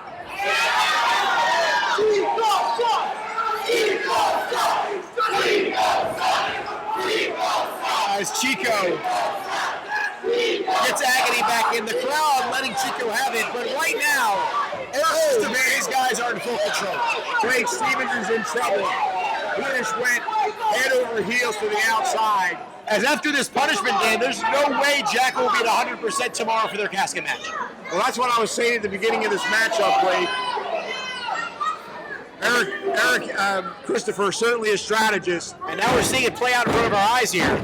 And they're looking to put a hurting on Jackal, soften him up for tomorrow night. Agony has never lost a casket match. Slingshot Stevens right over the top rope back into the ring. Certainly tomorrow, Agony's signature bout here at CCW, that casket match. And you have to wonder, Dan, what is Agony saying right now to Jackal Stevens? You have to imagine giving him some words that he may remember tomorrow. Stevens, though, trying to fire back to break free. Agony with a handful of hair drives him to the mat. As once again, Agony and Chico Adams quick tags in and out, keeping Jackal isolated on their half of the ring.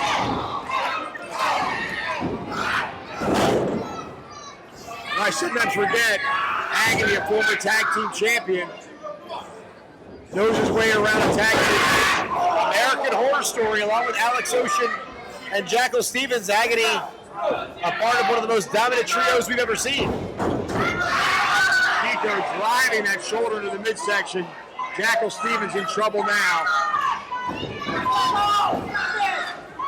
As Chico, once again, goes back to that methodical offense.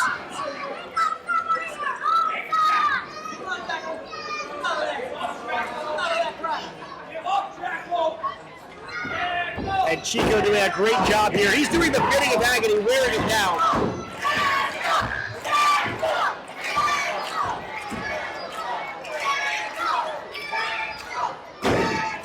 As referee Andy Seeley checking in here, Jackal looks like, at least for now, he'll continue. Trying to get back to a vertical base now is Jackal Stevens.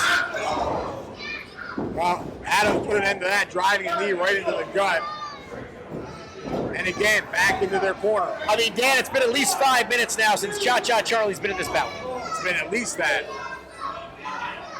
Probably closer to 10. Adams now holding Stevens As Agony mocking Cha-Cha. Oh! Jackal puts the boot up. Throws an elbow at Chico Adams. Now Jackal Stevens the dive. Makes the tag.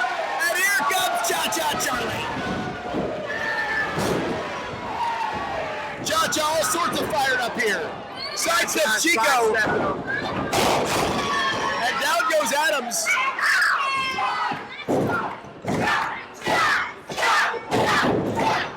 As Charlie. Clothesline on both of them. Meeting of the minds coming up. And Charlie almost sent Adams and Agony on a collision course. They put on the brakes. And now Cha-Cha. A double clothesline indeed, Dan. Down goes Agony, down goes Chico Adams. As you see Jackal Stevens stretching and clawing, trying to kick at Agony. And Cha-Cha spinning Chico inside out here. Cha-Cha dancing with Adams. Adams doesn't know which way is up. And now Cha-Cha going to put Chico in position. There's the brainbuster suplex. But Agony back to his feet. Look out, Cha-Cha. The big man indeed is back up. Unbeknownst to Cha-Cha. Chico Adams. There's the goozle. And Agony Down he goes. drives him nearly 6 feet under. And Jackal. Oh, there's the Olympic slam. Gonna show his strength, Blake. And Agony finds his way outside. Jackal launches himself at the big man. This is a little bit of a preview of what we can expect tomorrow night in Hialeah. As Jackal Stevens rolling. Well, Cha-Cha and Adams are the legal men. Indeed they are. As Agony and Jackal are brawling in the aisle. And if you notice, Dan, Eric Christopher, he's taking his eyes off the match. He's looking towards Agony. He knows tomorrow is the big fight field. Oh, Chico goes for a roll pin. 1, 2. And Cha-Cha somehow hangs on. And we seem to be down to a singles match. Eric Christopher doesn't know which way to go. Oh, Chico could be going for that signature stroke. Cha-Cha gonna spin him inside out. Side suplex. And Danny puts him in position. He's gonna head up. The hat's going on. Cha-Cha's all the way upstairs. May do splash. We got all of it. 1, 2, 3. The team of Jackal Stevens and Cha-Cha Charlie. Huge victory for Jackal Stevens. Stevens and Cha-Cha Charlie Dan just 24 hours before Jackal and Agony hook it up in a massive casket match at Bash in the Brew 21 down in Hialeah. It's going to be a huge event tomorrow night, and that one will be on the marquee. Cannot wait to see how that goes down. Of course, Levy will defend his heavyweight title against Ricky Martinez, but it's going to be a huge night tomorrow in Hialeah as Cha-Cha Jackal look to do some celebrating before we head down south to the 305 tomorrow evening.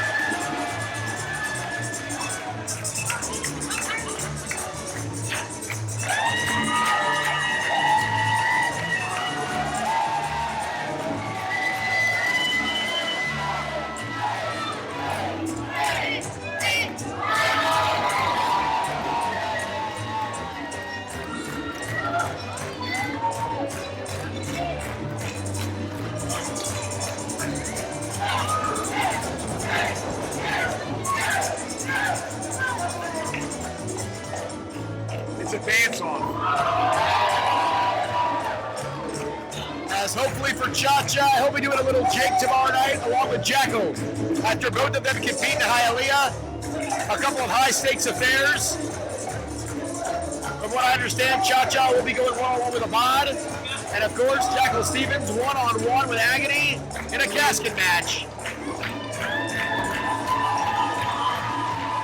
Once again, American Horror Story explodes tomorrow night in the 305. And Dan, coming up next, it is time for the one on the marquee, the main event of Destiny Awaits.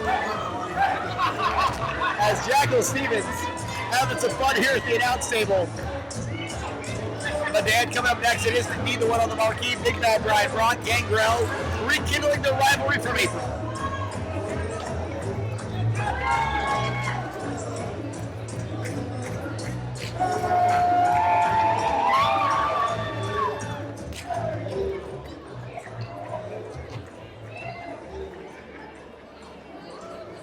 Wrestling fans, don't forget to join us right across the street after the show at Big Apple Pizza, where we have a very special offer of a 14-inch regular cheese pizza and 6 garlic knots for $9.99.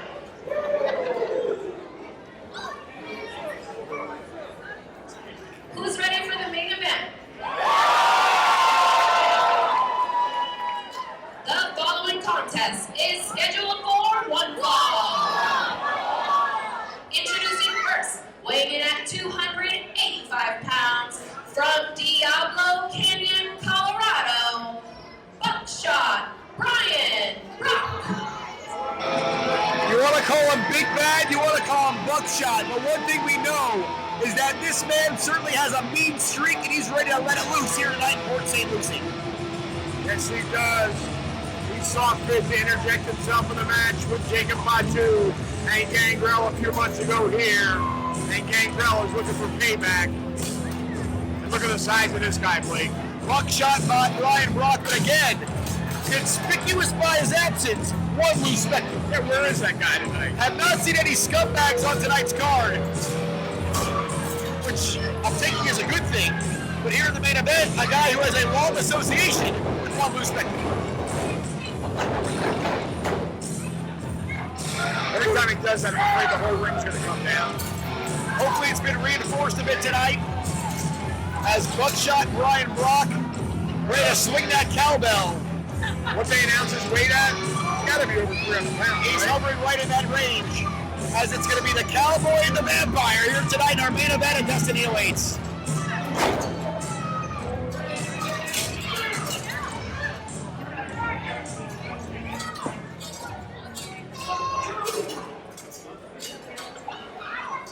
And his opponent, weighing in at 260 pounds, from Santa Cruz, California, he is the Vampire Warrior,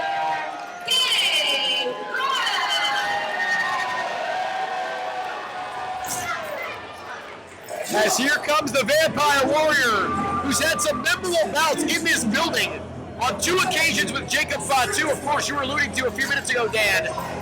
Buckshot Brian Brock inserting himself into that last one back in the month of April. But Gangrel back in the fold here tonight And you do some banging in PSL. Yeah, he loves PSL. This is Vampire City. The crowd on their feet here to greet him.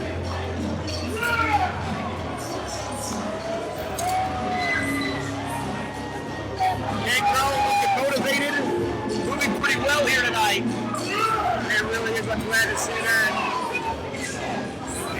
He dealt with some nagging injuries. Seems to be in the clear right now.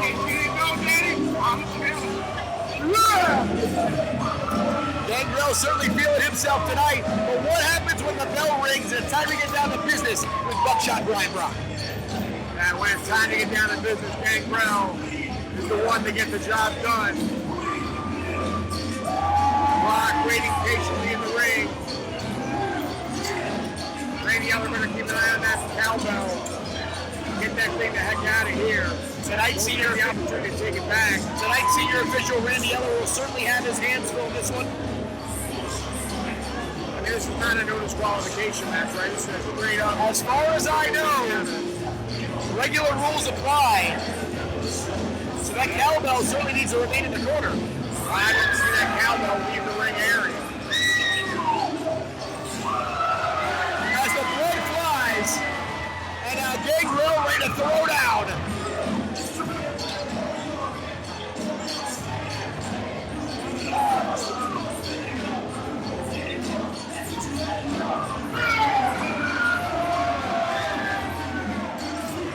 Brian Brock seemingly very calm, cool, and collected considering the opponent standing in front of him tonight. The one thing Brian Brock has is confidence.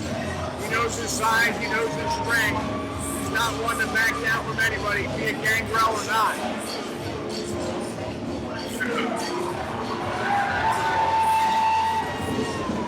Senior official Randy Eller on the call. It's a big fight field here in Port St. Lucie. It is officially your main event here of Destiny Awaits. Bell sounds, we're underway. Senior official Randy Eller assigned to this contest. The Vampire Warrior Gangrel, Buckshot Brian Brock. Once again, main event here in Port St. Lucie. I've been waiting all night for these two to lock horns, and it's upon us now. Power elbow tie-up. They push each other off, Blake. They're feeling each other out. And Dan, a lot of times Gangrel is in the ring with an opponent. He has the advantage in just about every category. Looking across the ring tonight against Brian Brock, Buckshot certainly has Gangrel bested in a few categories of his own. Certainly inside. Gangrel, not a small guy, 6'2", 6'3", about 255, 260 pounds. That's still a cut below Brian Brock, though.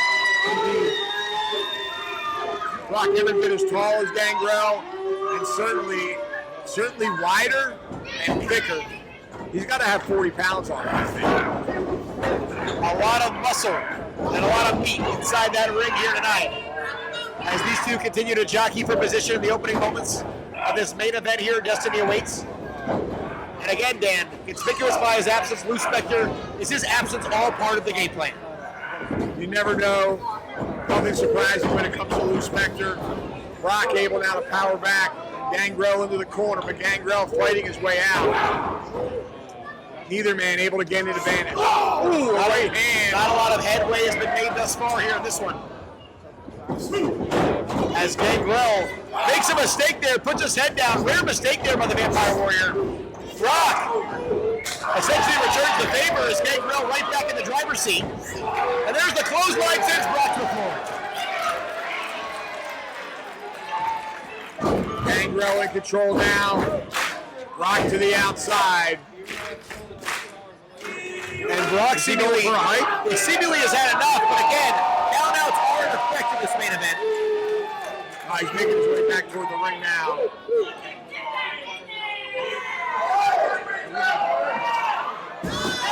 And Brock rearranging the furniture.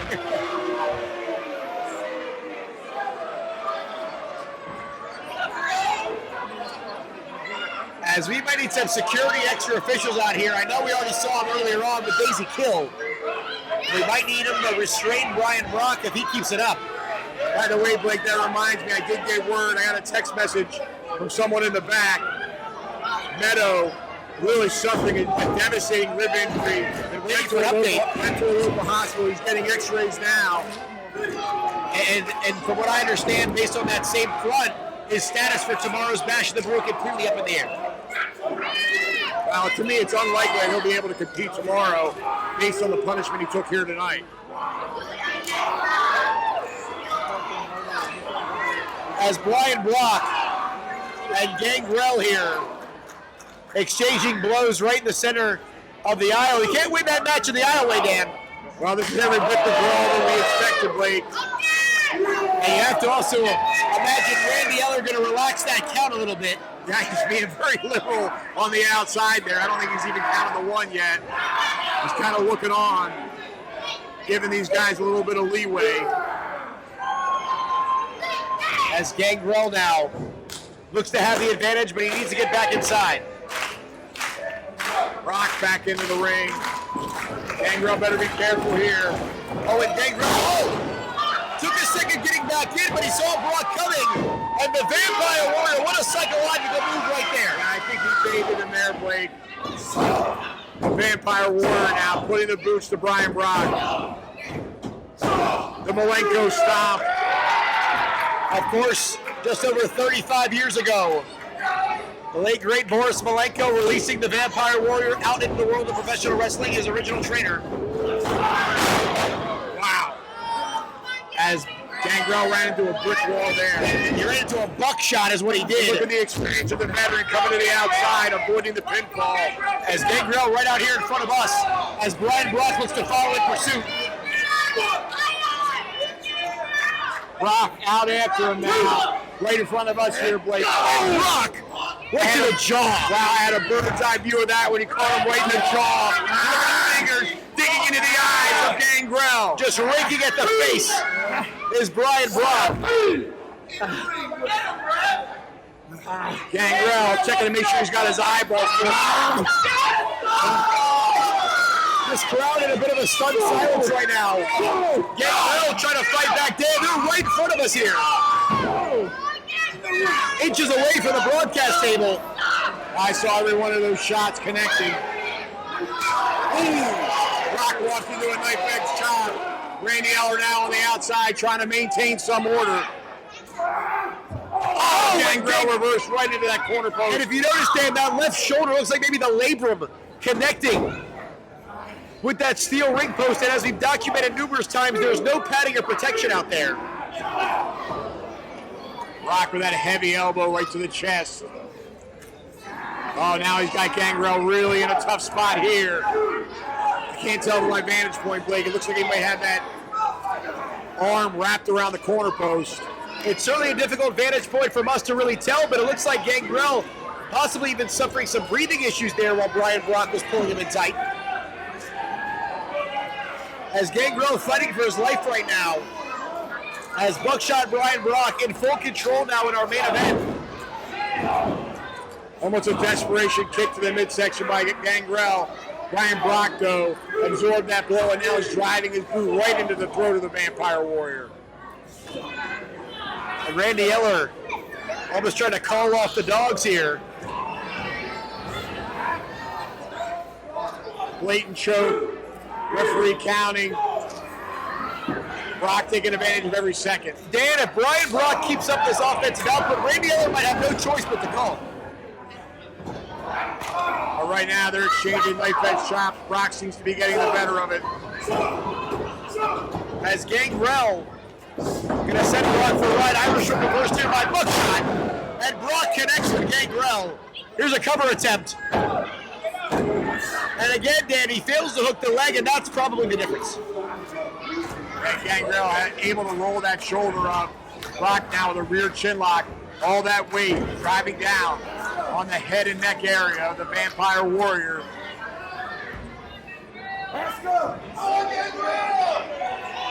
Telling referee Randy Eller to ask him he wants a submission here. He's not going to get it, Blake. There is no quit in Gangrel. As the crowd here in Port St. Lucie trying to get behind Gangrel here as the Vampire Warrior laid out in the center of the ring. Not a whole lot of places to go.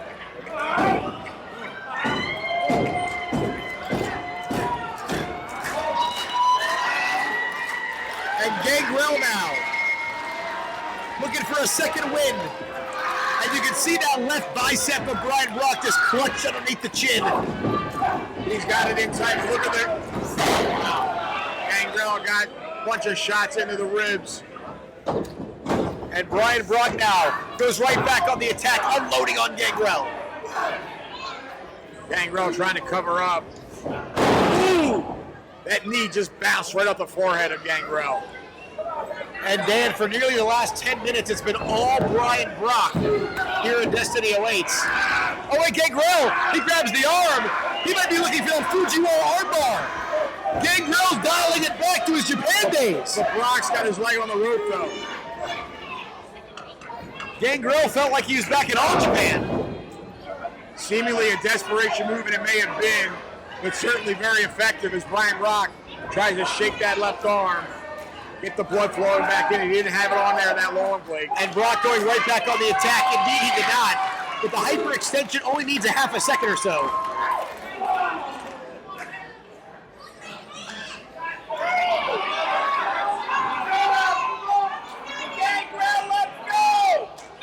Gangrel trying to get his second win. Brian Brock all over. Oh, Gangrel puts on the brakes right there. And that might be the second win he was looking for. Brock unloading here on Gangrel. Nice hip toss by Brock. Brock gonna try to end it right now. 1, 2. And again, Gangrel hangs on. Surprising offense from Brock, going in a wrestling maneuver. After all that brawling, caught Gangrel off guard. But now back to that rear chin lock, laying all that weight across Gangrel, trying to cut off that oxygen supply. See if he can knock him out here. Gangrel needs to get back up to a vertical base, Blake. As Brock continues to wear down Gangrel. At this stage in the match, frankly, Dan, at this stage in his career, how much does Gangrel have left to fight back? Well, if anybody's in great condition, it's Gangrel, who spends 4 days a week training the students at the CCW Training Facility. He's in the ring with them. Gangrel, despite his age, is in absolutely tremendous condition, has win for days, and it's going to take a lot to put that man down. As Brian Brock now misses the elbow. Thank God he did. And that slight opening might be exactly what Gangrel was looking for. And again, this could be the opening he wanted, Blake. As Gangrel now back to a vertical base here. Gangrel getting the better of Brock with a series of right hands. Oh, but he walks right into that elbow. And Brock trying to grab Gangrel. Slips behind him, and Gangrel takes him down indeed, Dan. Here we go. 1, 2. No, sir. And a 2.5, but Gangrel fired up now. Ooh, that jab caught him right in the chin. Little flip-flop and fly from Gangrel a la Dusty Rhodes. As Gangrel gonna turn Brock inside out. Side Russian leg sweep. There's over 2. And a 2.5. And Dan, I thought he had him. if Gangrel would have hooked the leg, that very well could have been the difference.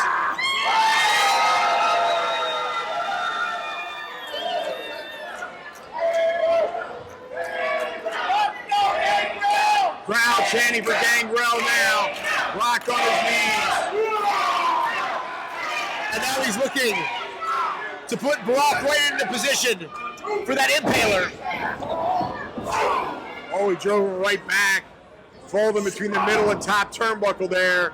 Brian Brock now with a knife edge chop. Gangrel in a bad way in the corner. Oh, beautiful reversal by the Warrior. Runs in with that elbow. Oh, no. And the second time won't be the charm. Gangrel goes for a second bulldog. Brian Brock had it well scouted. Puts on the brakes coming out of the near side corner. And now buckshot Brian Brock lays out Gangrel with a big boot. Dan, this could be all. 2, 3. Oh, my goodness, it couldn't have gotten much closer. And Gangrel somehow hangs on. But you have to imagine Brian Brock now on the cusp of victory. That size 13 nearly took off Gangrel's head, but it wasn't enough to put him away. What is Brian Brock thinking now? What does he have to do to win this match? as Brock might be setting up Gangrel for that lariat. Trying to build some momentum here. Gangrel saw it coming, ducks off the ropes. And Brock takes him down yet again. Oh, there's an elbow. Elbow drop. That's how he beat Luke Sampson here in this building. And Brock only gets 2.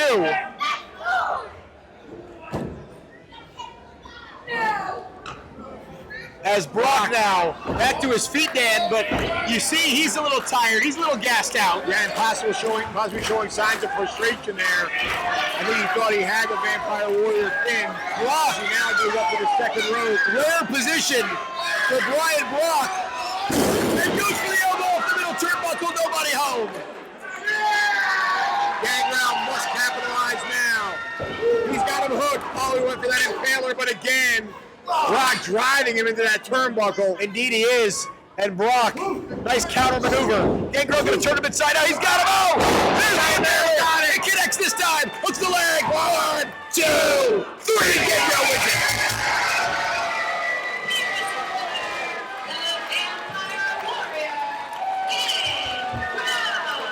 What a main event, Blake. Back and forth affair on several occasions. It looked like Buckshot Brian Brock was on the precipice of pulling off a huge upset. But Gangrel finally connects with the impaler, and 3 seconds later, all he needs, picks up the win and will lead Destiny Awaits winning our main event. Tremendous night here in Fort St. Lucie, Blake.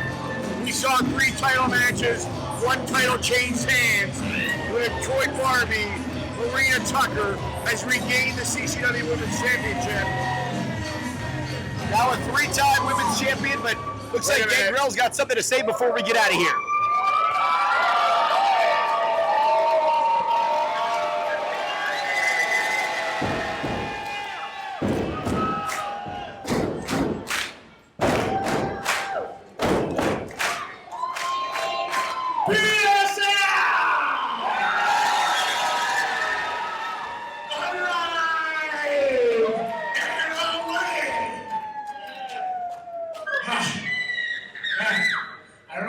Fighting these monsters.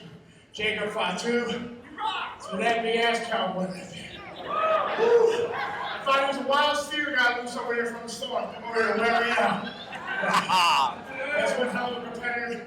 I hope I only him 5 years from now. So let's give him a round of applause. If he knows what's up.